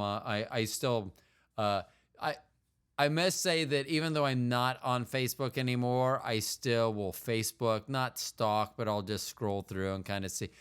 At my age, there are people in and around my age that are no longer with us anymore. So that's one thing that I go and I'll still scroll to see if anything pops up that. Yeah. I don't want to see someone and go, hey, how's your husband, Joe? Oh, he died 6 months ago. Oh, shit. I probably should have known that, right? So I don't want to say that I don't go on there. But yeah, I mean, he shows like, a couple of his plays are being done internationally by different theater groups. And I think the one he today was either China or Thailand. It was so, and it shows him. So I don't even think he's writing plays anymore. I think that he is just fully focused on the production of his plays everywhere. But he knew exactly what he wanted. And I do think that's a misconception. Now, because I had the misconception when I came out of high school. I graduated high school in 1986, right after the Civil War ended. And so everyone, so it was just expected that you went to college. So that's what I did. I went and I was a horrible student because I was there I was there for sports as well, but nothing academic was I there for. Absolutely nothing. Right. And then when I was able to go back and finish a degree that I finished in 2018, I totally changed. All I wanted to do was focus on my schoolwork. I was very concerned with how I did, even though grades didn't matter. But I mean, you just kind of, if you know what you want to do, you do it. Don't, like you say, don't go, oh, well, that's what I do next. Because it doesn't have to be. It literally does not have to be. No, not at all. Like, another piece of advice, and bro, do not spend your 20s doing dumb shit. Spend your 20s finding out why you were put on this planet or what you're going to make your purpose. Grind the fuck at it. Really start to fucking bank in at 30. Start to sit back a little bit and then chill out at 40, bro. It's like it's just what's like. Especially if you're a man. Like if you're a young man listening to this. Like, I mean, I could still be a young man by like a lot of called by that by a lot of people, but like, nah, like if you're a teenager listening to this, you need to like seriously don't spend your 20s doing dumb shit. Like I'm literally like I'm about to conclude my first year of being in my 20s, next year, and I've already made more progress than everybody that I went to high school with. Like I'm not. No, like you can't be stupid with this fucking life shit, bro. Like don't sit there and don't like if you're gonna drop out. That's what I'm saying. Like I do not advocate giving up on yourself. I advocate for you to find your purpose if you want to do something where a piece of paper that says that you can work for. If you want to contribute to somebody else's image, when that's your fucking passion, do that. Right. But if you have an entrepreneurial mind state and you want to start your own shit and be on your own ways. School is not for you if it is anything related to, like content creation or, music or fucking just, anything of the other sort of like that. Like, like, or, if you want to be a fighter, like a boxer or be an MMA, like, it's useless and it's okay to say it's useless. Like, right. It's as long as you're not. Yeah, this is what I told, like, and I'm not like, I'm not bashing on my siblings. So like, this is what I've told my parents. I was like, there's a difference between me and them. They dropped out of school because they gave up. I dropped out of school because I had bigger vision. Right. That's because I felt like shit when I dropped out because like it was very hard for me to look my mom in the face and be like, I'm done with this. Like I cannot do this shit. I want to do this music shit, and if I want to do this music shit, I have to give it 100% of my fucking time. Right. Yeah. And what age were you when you dropped out? I was 16, I do believe. Yeah, I was 16. Yeah. See, and with me, and it was different also back in, and I will say that there, and I'm sure it's still the same way, that athletes or people that do certain things for the school are given certain grades, because I used to skip school all the fucking time. I graduated high school with a 2.09. But when I went to college, when I got my degree, I actually graduated with a 3.97. So what my parents were always like, well, you're not as smart as you say you are because you're not getting good grades. It's like, I'm not getting good grades because I am not there. I'm not doing the homework. I'm not doing the quizzes. I will definitely show up for tests, but I knew that C's got degrees. And I wasn't overly concerned. Back in the 80s also, all in-state schools had to take you. So I ended up going out of state, but at the time, so it was like I knew I could go to college. I knew that I lived in Kansas at the time. I knew I could go to KU or K-State or Wichita. They had to accept me. They couldn't say no, and that's no longer the case. Right. But so I went and I knew that I could do. But what I was learning, like when I talked to my dad later on, and he, used to skip school all the time. Like they used to say it was attention deficit disorder. They used to say, "Oh, well, you can't sit still." I'm like, no, it was actually because I have a high IQ and I was being dummied down by this shit. I Right. mean, Yeah. the fact that I can show up and just take tests and still get C's out of this, or know exactly what I need to do to pass. I knew exactly what classes I needed to take, what grade I needed to get, how many credits I would need.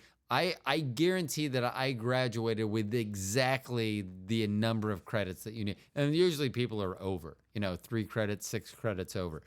I guarantee I had exactly enough credits to graduate. And I knew that. Right.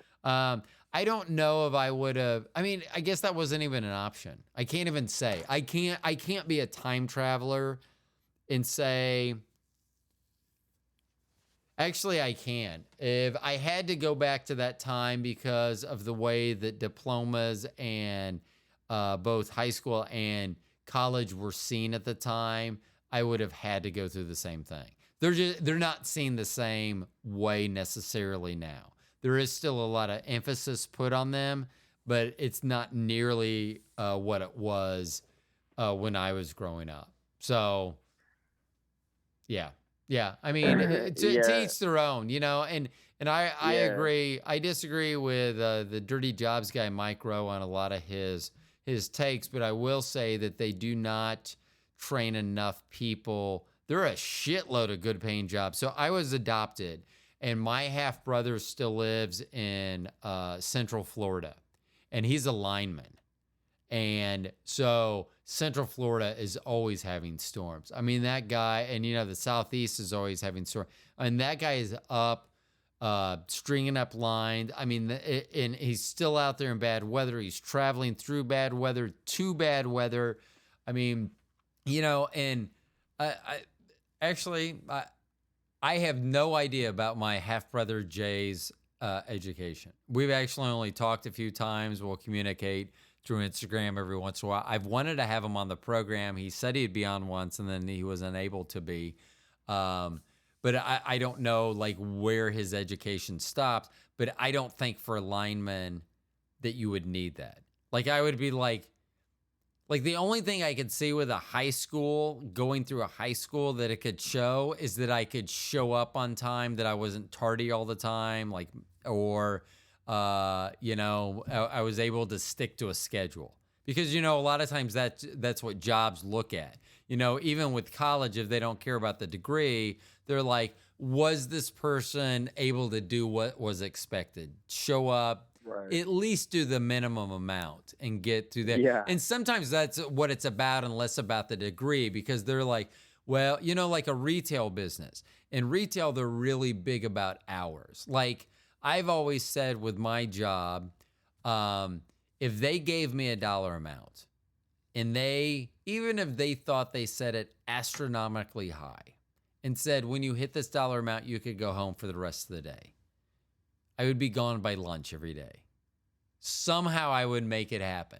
I don't know how, but I would make it happen. But you can't do that, and you can't do that in retail. You can't have it like if all the salespeople do that, then you have no one on the sales floor. So I get that you can't do. Like I used to when I had an office job, when I ran an office, my people, they would generally have certain amount of work. And I also would and this is back 10 plus years ago, I'd let them work from home if they wanted to, as long as if they got their shit done, I didn't care.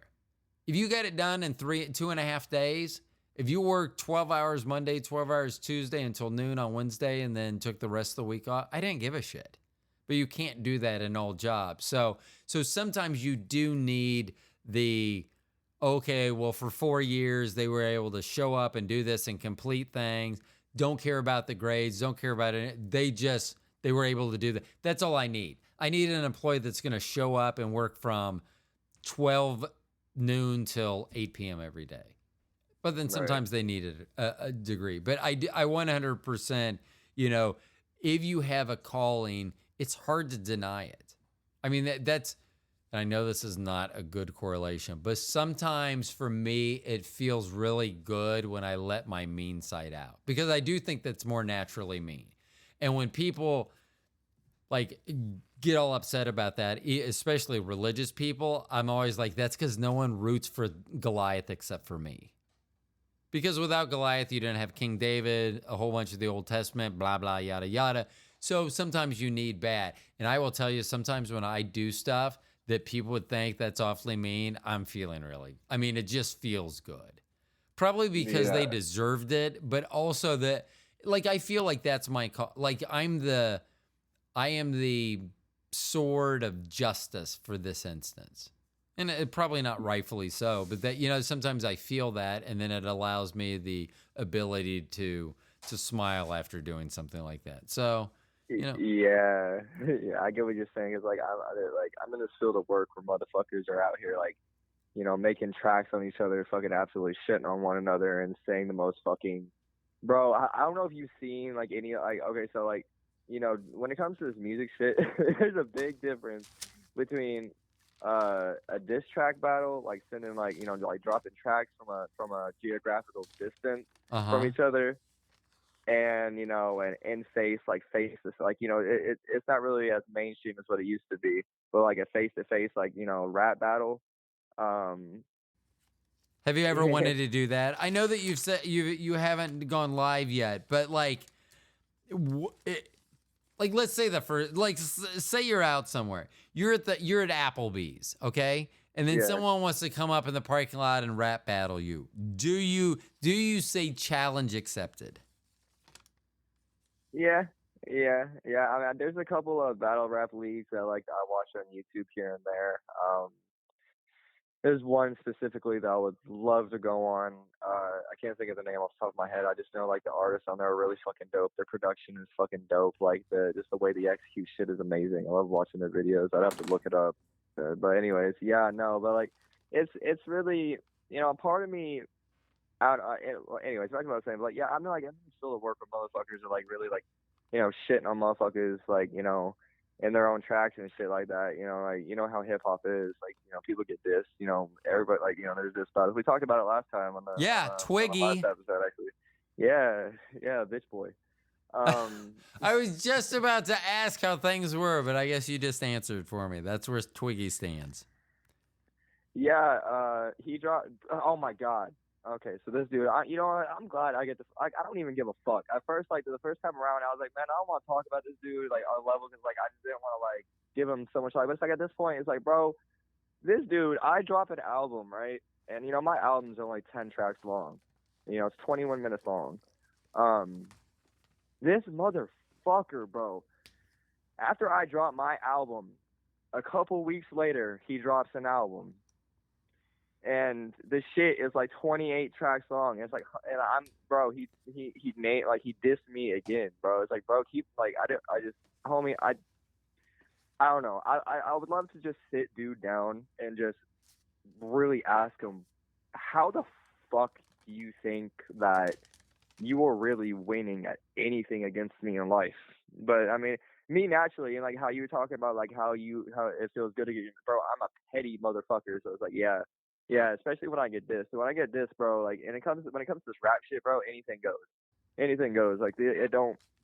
That's why, like, this shit's not for, like I said before, like, anybody can be a rapper, but not everybody can be a battle rapper, because battle rap is not for the sensitive. It's really not. Like, if you get your feelings hurt very easily, like, if you're gonna get in a rap battle with someone and you're making diss tracks against each other, like, don't be all pressed if he mentions a dead family member or mentions your children, because this is normalized. This is what rap is, bro. Like, you're not in a line of work where you're gonna have friends. You're in a line of work where you are competing with everybody. If you find an alliance of other artists that think like likewise as you, that you can create some footwork together, that's one thing.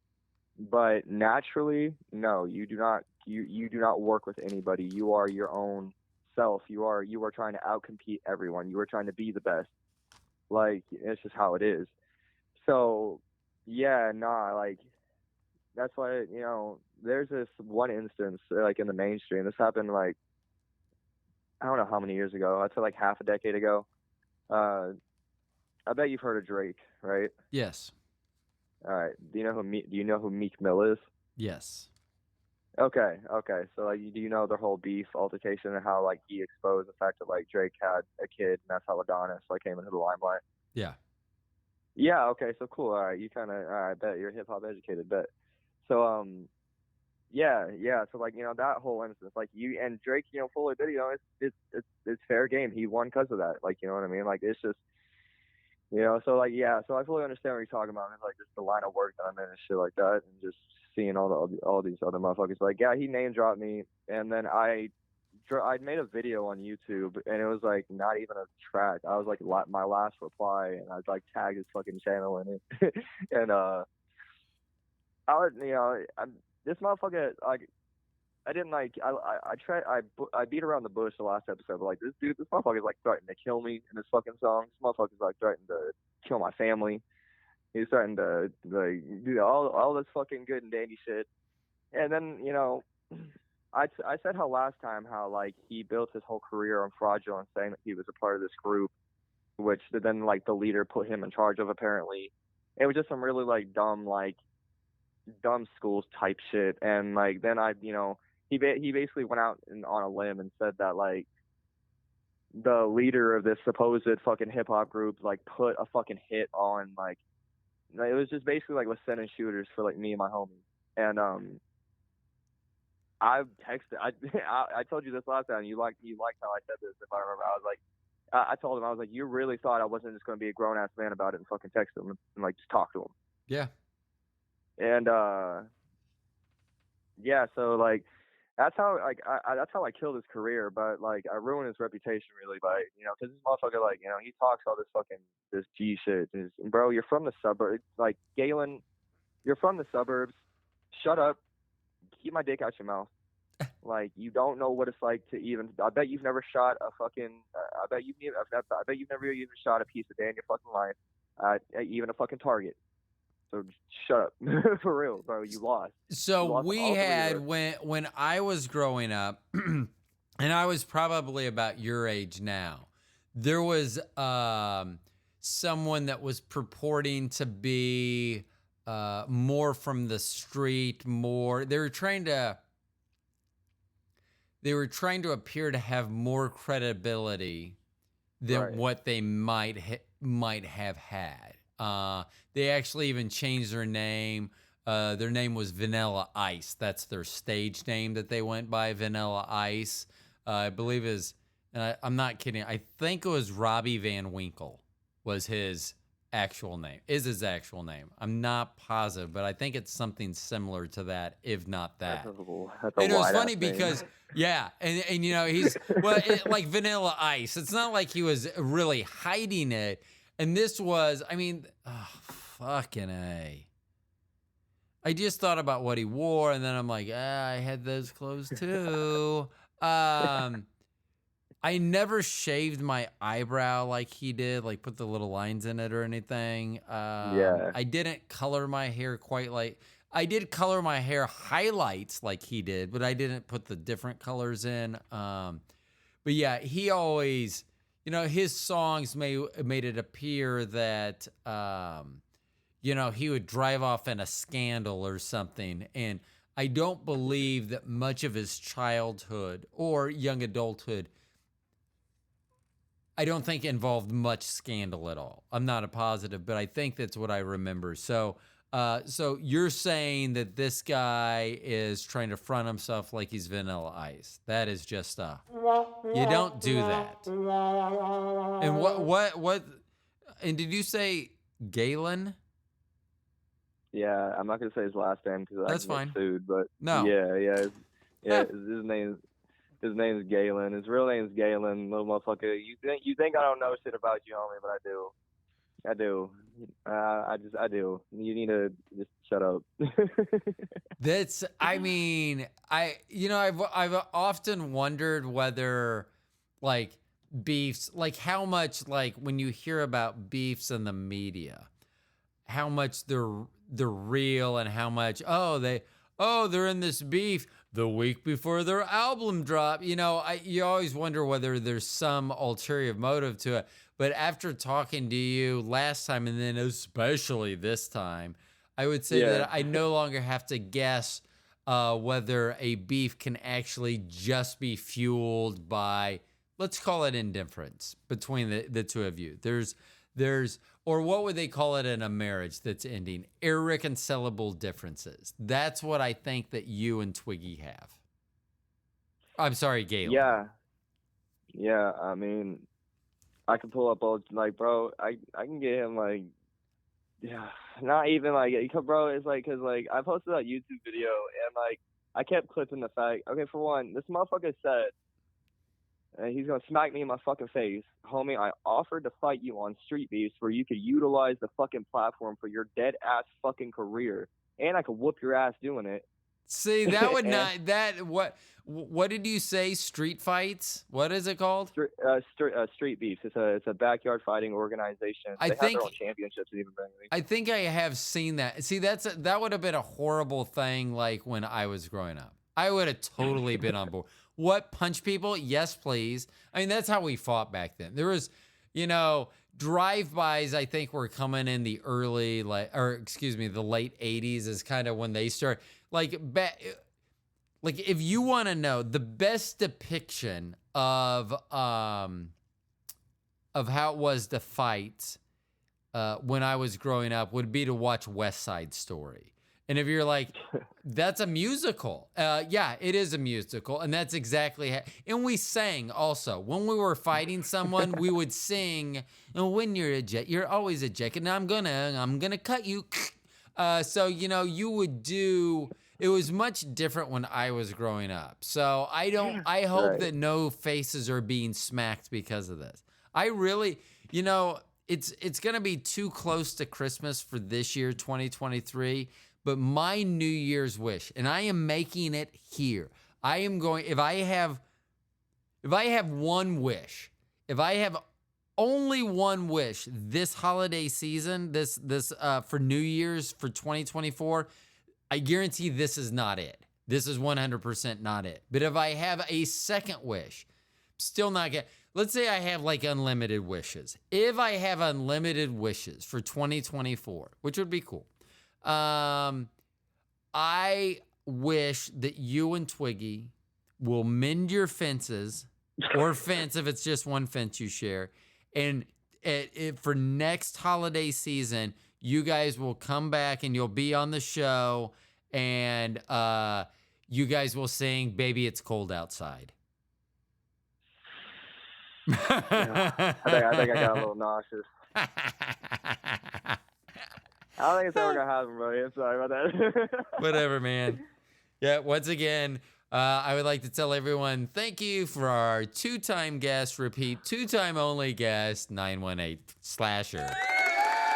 Just kidding. So, no, this has been a lot of fun. I don't think we talked as much about your music the second hour as we did the first hour. So, if people listen to the first hour and they're like, man, I really wanted to hear more music, more about the music, I'm sorry. I'm hoping that these stories about Twiggy, AKA 2023 Vanilla Ice. Oh, God. I don't know if, yeah, maybe. I don't know if that's a put down. I mean, it's kind of retro, so he may, like, you don't want to, like, put someone down and then take it for a compliment. People try to do that to me all the time. They put me down. I'm like, oh, thanks. You're so tall and handsome. And I'm like, I know, thanks. Okay. So what you're saying is you do not think at this time that you and Twiggy will be doing a duet of some sort next year, 2024.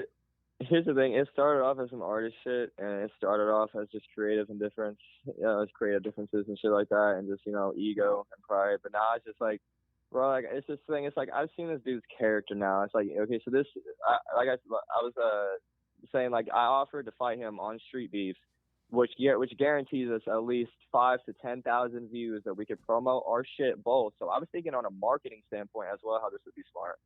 But you say that you want to beat my ass. You say that you would beat my ass. I offer you to fight on a platform where we could and also utilize.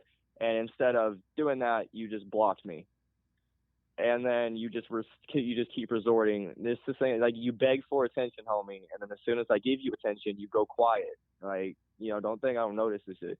Anyways, but yeah, but nah, it's like, you know, and then just, you know, just how how he talks about, oh, you're gonna make my fucking sawed off. Like, bro, shut up, bro. You live with your mama in the fucking suburbs still to this day, homie. And it's like I can't even be friends with that type of person because like I can't be friends with fake ass people who just front about this shit, bro. Like, nah. If you're getting mommy and daddy's money, then say that and own it instead of acting like you need to have like a fucking horrible fucking upbringing to like seem like, bro, like you don't gotta be fake you don't gotta be fucking fake to kick it. You know, you don't gotta front to kick it. Like, and you already fucked up on that with me and my fucking squadron. So it's like there's no going back. And plus, like, bro, you're white. Stop. Like, I know you stopped doing it, but like, I don't think there ain't still tracks I can pull up of you saying the fucking N-word, you fake ass motherfucker. So, once again, I don't think you guys are going to be doing a Christmas special for next year. I don't think so. Sorry. You know what may, if I, for just a second here, 918, if I can be a therapist for you, maybe if you wrote a song about Twiggy, but a positive song like, hey, last time I saw you, the t-shirt you were wearing was really nice. I don't know. I'm just spitballing. I'm not the artist here. You're the artist. So I'm just kind of spitballing. Or maybe like, hey, Twiggy, thanks for not smacking me in the face. I hope that next time you can smack my hand when we high five. I mean, I don't know. I'm just spitballing, but maybe that will make you appreciate Twiggy. I was going to say more, but I don't think that I've heard appreciation at all. So I'll say just appreciate Twiggy at all. I'll make him a deal. I'll throw out the deal right here in this podcast. If he says sorry, I'll say one nice thing. That would be good. That is a step forward. That's all I got to say. I'm not saying we're going to be friends because I already told you I made a track called We Are Not Friends. We're not going to be friends. We're not friends. But if you give me an apology, I'll say one nice thing about your ass because I know that's what you've been wanting this whole fucking time. So there's no way the fences ever get mended. No, I'm sorry. So what would happen? Okay, so now I'm gonna throw a wrench into the. I don't know what they throw wrenches into. I don't know why anyone would be throwing a wrench at all anyway. So I don't know why we say that. If you can dodge a wrench, you can dodge a ball. So how about if Twiggy comes to you, whatever reason, they literally are looking for someone to collaborate with, and they show you what they have so far, and it literally is the best thing you've ever heard. The best thing you've ever heard another individual show you. What would you do at that point? Would you be able to? Because you know how you pulled up shit? I would come back and pull this shit up. Like if you and Twiggy now do a song, especially if you guys do a fucking Christmas album and you don't thank me in the liner notes, I will be pissed as hell. But because if you do, I will come back to this program where you can't. So what would happen? I mean, I know you said no, but how about if he came to you, not just, hey, I want to make up and, you know, just see where things go if we're friends or what, you know, but we're not at each other's throat.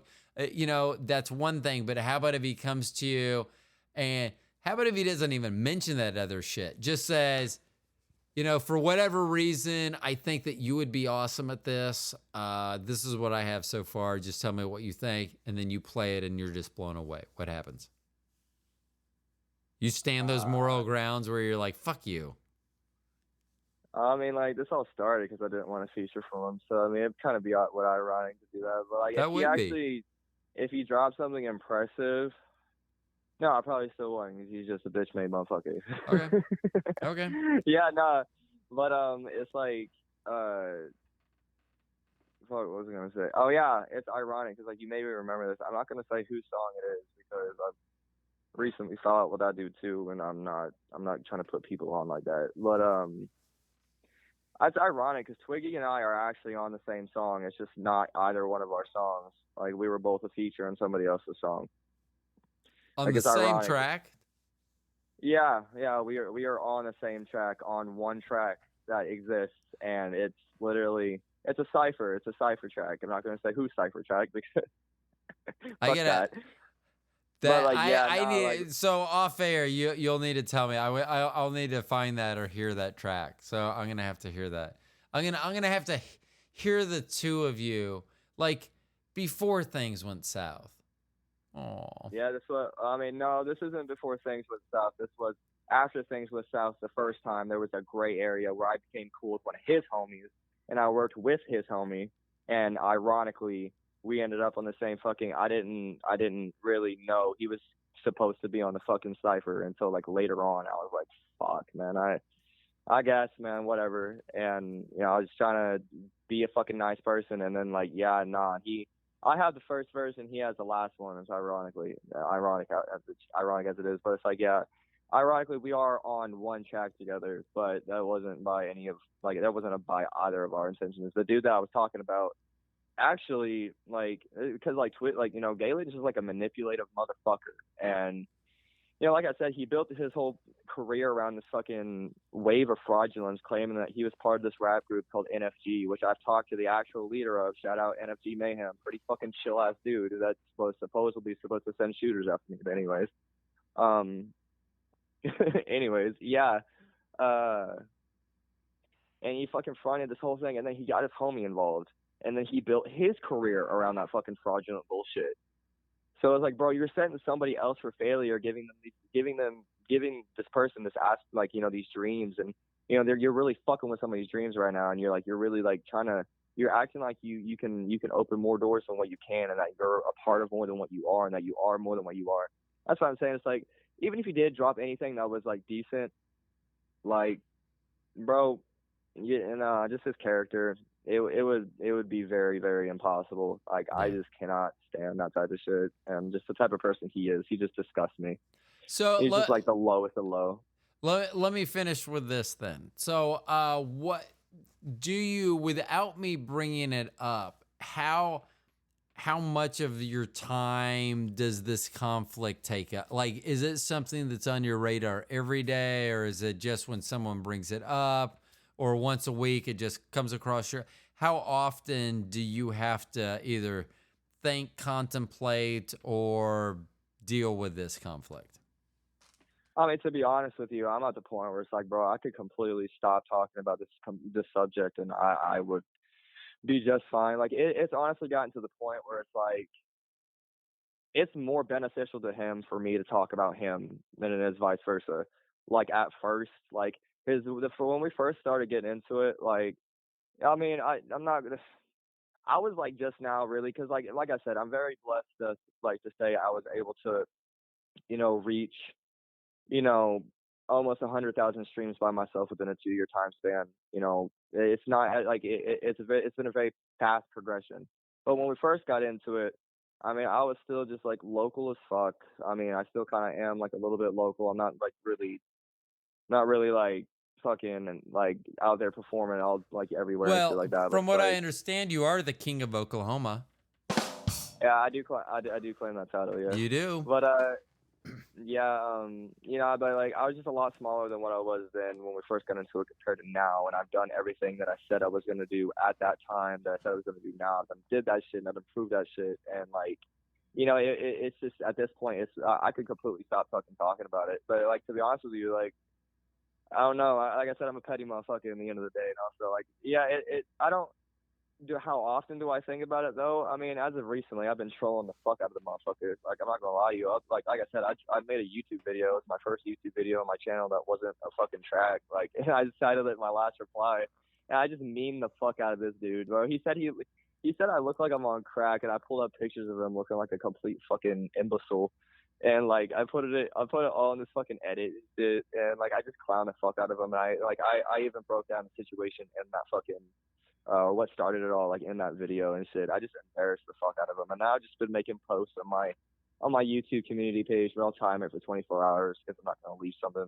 I'm gonna leave that up for 24 hours for him to sit there and fucking stroke his dick to. The fact that I gave him attention. But yeah, no, I've just been trolling the fuck out of him recently, and it's like, dude, it's like he begs for my attention, and as soon as I give him some, he pipes the fuck down. He knows for a fact that it's like he's just scared of me. He really is. He really is. He's just very, very scared of me. And yeah. And he just Well, But yeah. I mean, it can also be when. I mean, I was trying to think as I got older and when I would play basketball, I was like, oh well, I'm not always the best person out on the court anymore. I mean, sometimes when you see someone else that's talented and you're just kind of like, oh, that sucks. That's no longer me anymore. So it could be that, you were the new kid on the block. You've been able to achieve the great heights that you've been able to achieve with the number of downloads you've achieved in that first couple years. So there's so many things, positive things for you where, things to have been slowing or maybe going in a certain direction with a career that you see someone else bypassing you. So you do want their attention. By engaging them, like, I mean, I know what I can say to my boss to get him to change the subject. Right. I'm not going to say it on here because I know he listens to the podcast every once in a while. And I don't care that he knows I manipulate him because I tell everyone I'm up front with him. Besides my wife, and she always says that this is probably me manipulating her by saying that I don't manipulate her. But everyone else is fair game. If something is going to benefit me and I need to manipulate you to get closer to that, I'm going to do that. And most people won't admit to that, but when it gets down to it, most people pretty much feel that way too. I'm not going to slow down and try to go, oh, I don't believe that way. But yeah, I know exactly what I could say to my boss to change his attention to someone else. Or if I need to draw attention from someone, I know what I can say. Like if someone's talking, but I want people to listen to me, or more specifically, just not listen to them, I know what I can do to do that. And it sounds kind of like sometimes others may try to do that to you. I guess that's what I'm trying to say. I'm not saying anyone currently, past, present, or future has been doing that, but that's something that someone could do or conceivably do. Psychology is a hell of a thing. I used to study it from like in my leisure. I didn't do no educational course on it. Like I kind of just was fascinated like by the human brain. I still am. Like, bro, like I'm so self-aware. It scares me sometimes. Like just with reality, just like when you really see what reality is and how small we really are and how nothing really fucking matters, and you really come to terms with that, like you have such like nothing really. I'm not going to say nothing bothers you, but like in a way, like you kind of just are suppressed to your cognitive ability to accept fear, because eventually that like, bro, none of the shit that we do fucking matters really in the end of the day. It's just like, for the rest of our species maybe, but for the planet itself, no, bro. Like all of us could die. If humans all died, I bet the fucking planet would be a better place. Yeah. Like, I mean, not for humans, but yes. Yeah. But it's psychology is one hell of a fucking thing. And like, I could definitely agree with you. Like, I can say the same in this case scenario. I know exactly what to say. Like, you got into this motherfucking skin and shit. And in a way, I guess he does a little bit, with me, because like, this motherfucker's like in his most recent diss. This is like fucking 5 days ago or some shit. He said that like I'm not on the map. And I was like, bro, like I've been listened to by like half the planet, dude. Shut the fuck up. Right. Yeah. Yeah. So I was like, just had to get a quick flex on this motherfucker real quick. But like, that's the story on Galen and what he's been up to, and just sitting there being a bitch boy. Well, I was thinking we would be ending on a more positive note when I asked you about Twiggy earlier, but It is what it is. I guess one last question. Do you ever think it's going to be physical? Like he would show up somewhere, he would do something, he would send someone. I mean, let me rephrase. Don't speculate about that person. Let's just say in general for the industry that you're in, is your safety ever a concern? Oh, that's pretty well phrased. Yeah, let's say that. In the industry that you're in, is your safety a concern? Not with him, no. Not with him, no. He's way too scared. He's not really gonna shoot anybody. He's I was just trying one to of them. give you an out by saying not in this particular instance. I meant you just in general. Oh, in general, bro, like the industry I'm in, half my colleagues turn to casualties. I can't really say I'm 100% safe, but like I know how to pick and choose I know how to pick and choose my battles. Like I know, like I don't put myself in any position to like. So unless like somebody really like gets lucky, which I really don't think is gonna happen, because you never really see me in public, and I don't like to make enemies. When people come to my doorstep, I retaliate because like I defend myself. But But it I'm not sounds gonna like go you're going to have a season pass to this new amusement park outside of Veneta. I hope so. If somebody wants if somebody that is in the corporate office wants to put me on, you want to do a little work together, I'm always I can always promote. I love a good amusement park. I haven't been since pre-pandemic. And then, I mean, I guess our kids were also more appropriate ages to take them. But yeah, man, amusement parks. Actually, yeah, I bet we can end on a lighter note. There was a story I was going to tell you earlier that's going to make your fucking jaw drop. And yeah, we'll end it off on this, because this once we end on this, everybody's gonna be thinking about it for the rest of the night. Okay. So prepare yourself. I hope you're sitting down. I am.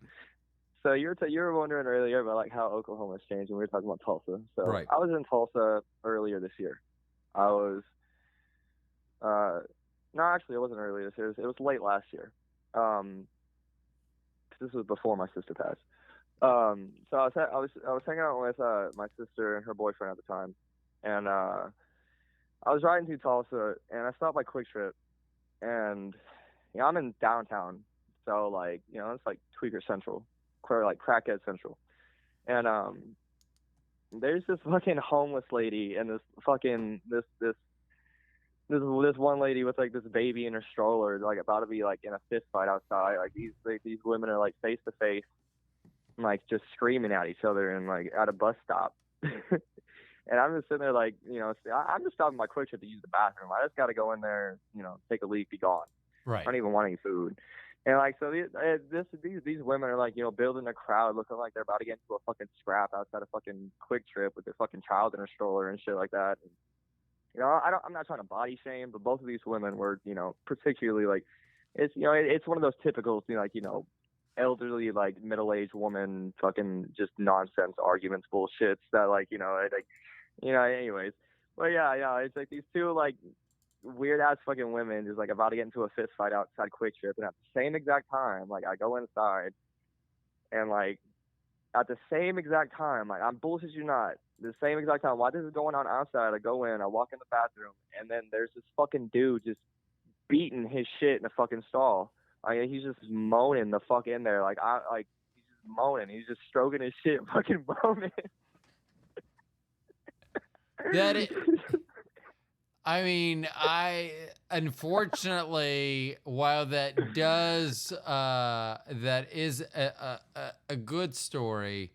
Unfortunately, I worked I was director of operations for a temporary labor agency, and our bathroom, we shouldn't have had bathrooms. I mean, that's all I can say. The most interesting story is one time I visited an office, and I was like, hey, what's going on? And they go, what do you mean? I go, why is there so many guys standing in line? And they go, for what? I go, the bathroom. I go, why are there so many guys standing in line? And it was just like a single-use bathroom, one at a time.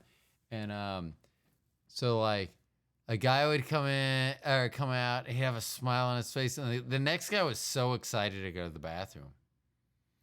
And I'm like watching the guy who came out. He's like pretty excited and going there, and they talk to his friends, or he'd go back in line and talk to friends that were further back in line, or just people that he knew, or just people that he wanted to talk to, evidently. And then the next person came out, same exact thing. The next person going in was super excited to be, like too much excited to be going into the bathroom. Yeah. And so we ended up finding out that like most of our jobs paid around minimum wage, somewhere under $8 at the time, like $7.25, I think. I don't remember exactly what it was. Well, this girl found out that she could give guys blowjobs for $20 a pop, and she could make a shitload of money, which she did. And we didn't find out till, I didn't give a shit, honestly. Whatever. She's an entrepreneur, I guess. Honestly, if someone told me, so this is how I've changed at 56. At 20, if someone would have said, hey, would you blow a guy? I'd be like, there's not enough money in the world. But now I would be like, so, I would have a lot of questions. Like if someone was like, hey, would you blow this guy for $1 million? I'd be like, well, when was the last time he came? Because if it was 10 minutes ago, no. But if it was a month ago, we can talk. If it was 6 months ago, sure. Yeah. This is going to be the easiest $1 million anyone ever made. And I would be okay talking about it too. I'd be like, they'd be like, you did that? And I'd be like, yeah, for $1 million. And he hadn't ejaculated in 6 months. So let's just say I was making $6 million a minute. Oh, I thought I was I pushed the wrong button. I was trying to push a button for the rim shot, and I forgot I had already got to a different page. Yeah, so there's my interesting story. Damn. Yeah, no. Yeah, it was that girl, I had to hand it to her. Now I will say this. God, I can't. The only way I can imagine it feeling good is if your partner is missing teeth, is if they're missing all of their teeth, which she was not. She was somewhere in between a full set and having 6 teeth. I don't know what that number is exactly, but somewhere in between that, that's where she fell. And I just feel like that's a lot of nooks and crannies that your manhood could get hooked up in, jagged, So it'd be I would much rather be if I'm in the position where I got $20 burning a hole in my pocket, and granted, this is the early 2000s, so this is probably $24 in today's money. But if you had $20 back then, it's just burning a hole in your pocket, and you had the option, hot girl's not an option, or hot partner, whatever you're into, hot partner is not an option. Your option is either partner or person with jagged teeth, let's say missing every other tooth. Maybe not every other tooth, but missing a lot of fucking teeth. Or someone that has no teeth. So remember, hot person, not an option. Jagged, your two options are jagged teeth and no teeth. I haven't had either one of these. Luckily, my wife has a beautiful full set of teeth. I haven't wrecked them yet. But I will say, if I had to guess, if I was a betting man and I was going to put all the money in the world that I had, and that would probably be the $20 that we talked about earlier, $24 in today's currency, but $20 back then, I would put it all on that it's going to feel much better for the toothless person. Most likely. Yeah. I just, in fact, I am now interested in seeing, I may go out and buy some like teeth guards, like football teeth guards, but both for upper and lower teeth, and have my wife wear them next time. And actually, I'm doing that sound because she's going to listen to this and I'm going to get a text that will say, no, I will not. And I'll have to remember that this is what that is referencing. When I get that from her that says, no, I will not, that's what this is referencing. Actually, it's probably going to be the sex swing. And then, the no, I will not is probably going to be a list from this program. Like probably at least 3 and maybe up to 5, maybe 6 different items on the no, my wife will not do that for me. So, and actually I want to say that's bad for me, but I would say it's probably very, very good for her. Hey, thanks for being on the program again. Thanks for having me on, man. Yeah. I know we've kind of gotten just in the way, so it's like, you know, we're just gonna get off for a minute, but like, yeah, bro, it's really good talking to you. Like, we've just had some really engaging conversations, Yeah. and it's just fucking blowing into the distance. You know what I mean? Yeah, and now that we have it on this episode that I will be the best guy at your wedding, whenever that happens to be, I'm excited about that. I mean, because let me tell you, what weddings really need to be hip and cool is an old white guy. So you're welcome in advance. So that's very cool. But I really want to say thank you for being on the program. I will tell you, I will notice, I do think that you may have been a little bit nervous on the first one because, it was still a very good show, obviously, because it was the most shared show of season 2023 so far. But it was a lot of fun talking to you on this episode. So I think a lot of people are going to have made it to this 2 hour and 20 minute mark and be very sad that this conversation's ending. But I hope that does mean that, unlike what I said earlier, as a 2-time guest, I hope that sometime in the future you'll think about being a returning 3rd-time guest. Oh, for sure. That sounds good then. So, okay. So, anything you want to close out, say to the people before we say goodbye? Just in case y'all don't remember from the beginning, if y'all want to check me out, check my music out, and do a little bit of the hippity hoppity rappity thing. You can find me on 918 and everything. Socials, just find me on Instagram. You can find everything else on Instagram, King Oklahoma, and /Demenace 2024. Okay. Awesome. Alrighty. Okay, everyone, do you guys know this is Road? This is the Stone Genius Podcast. Thanks for listening. We'll talk to y'all later.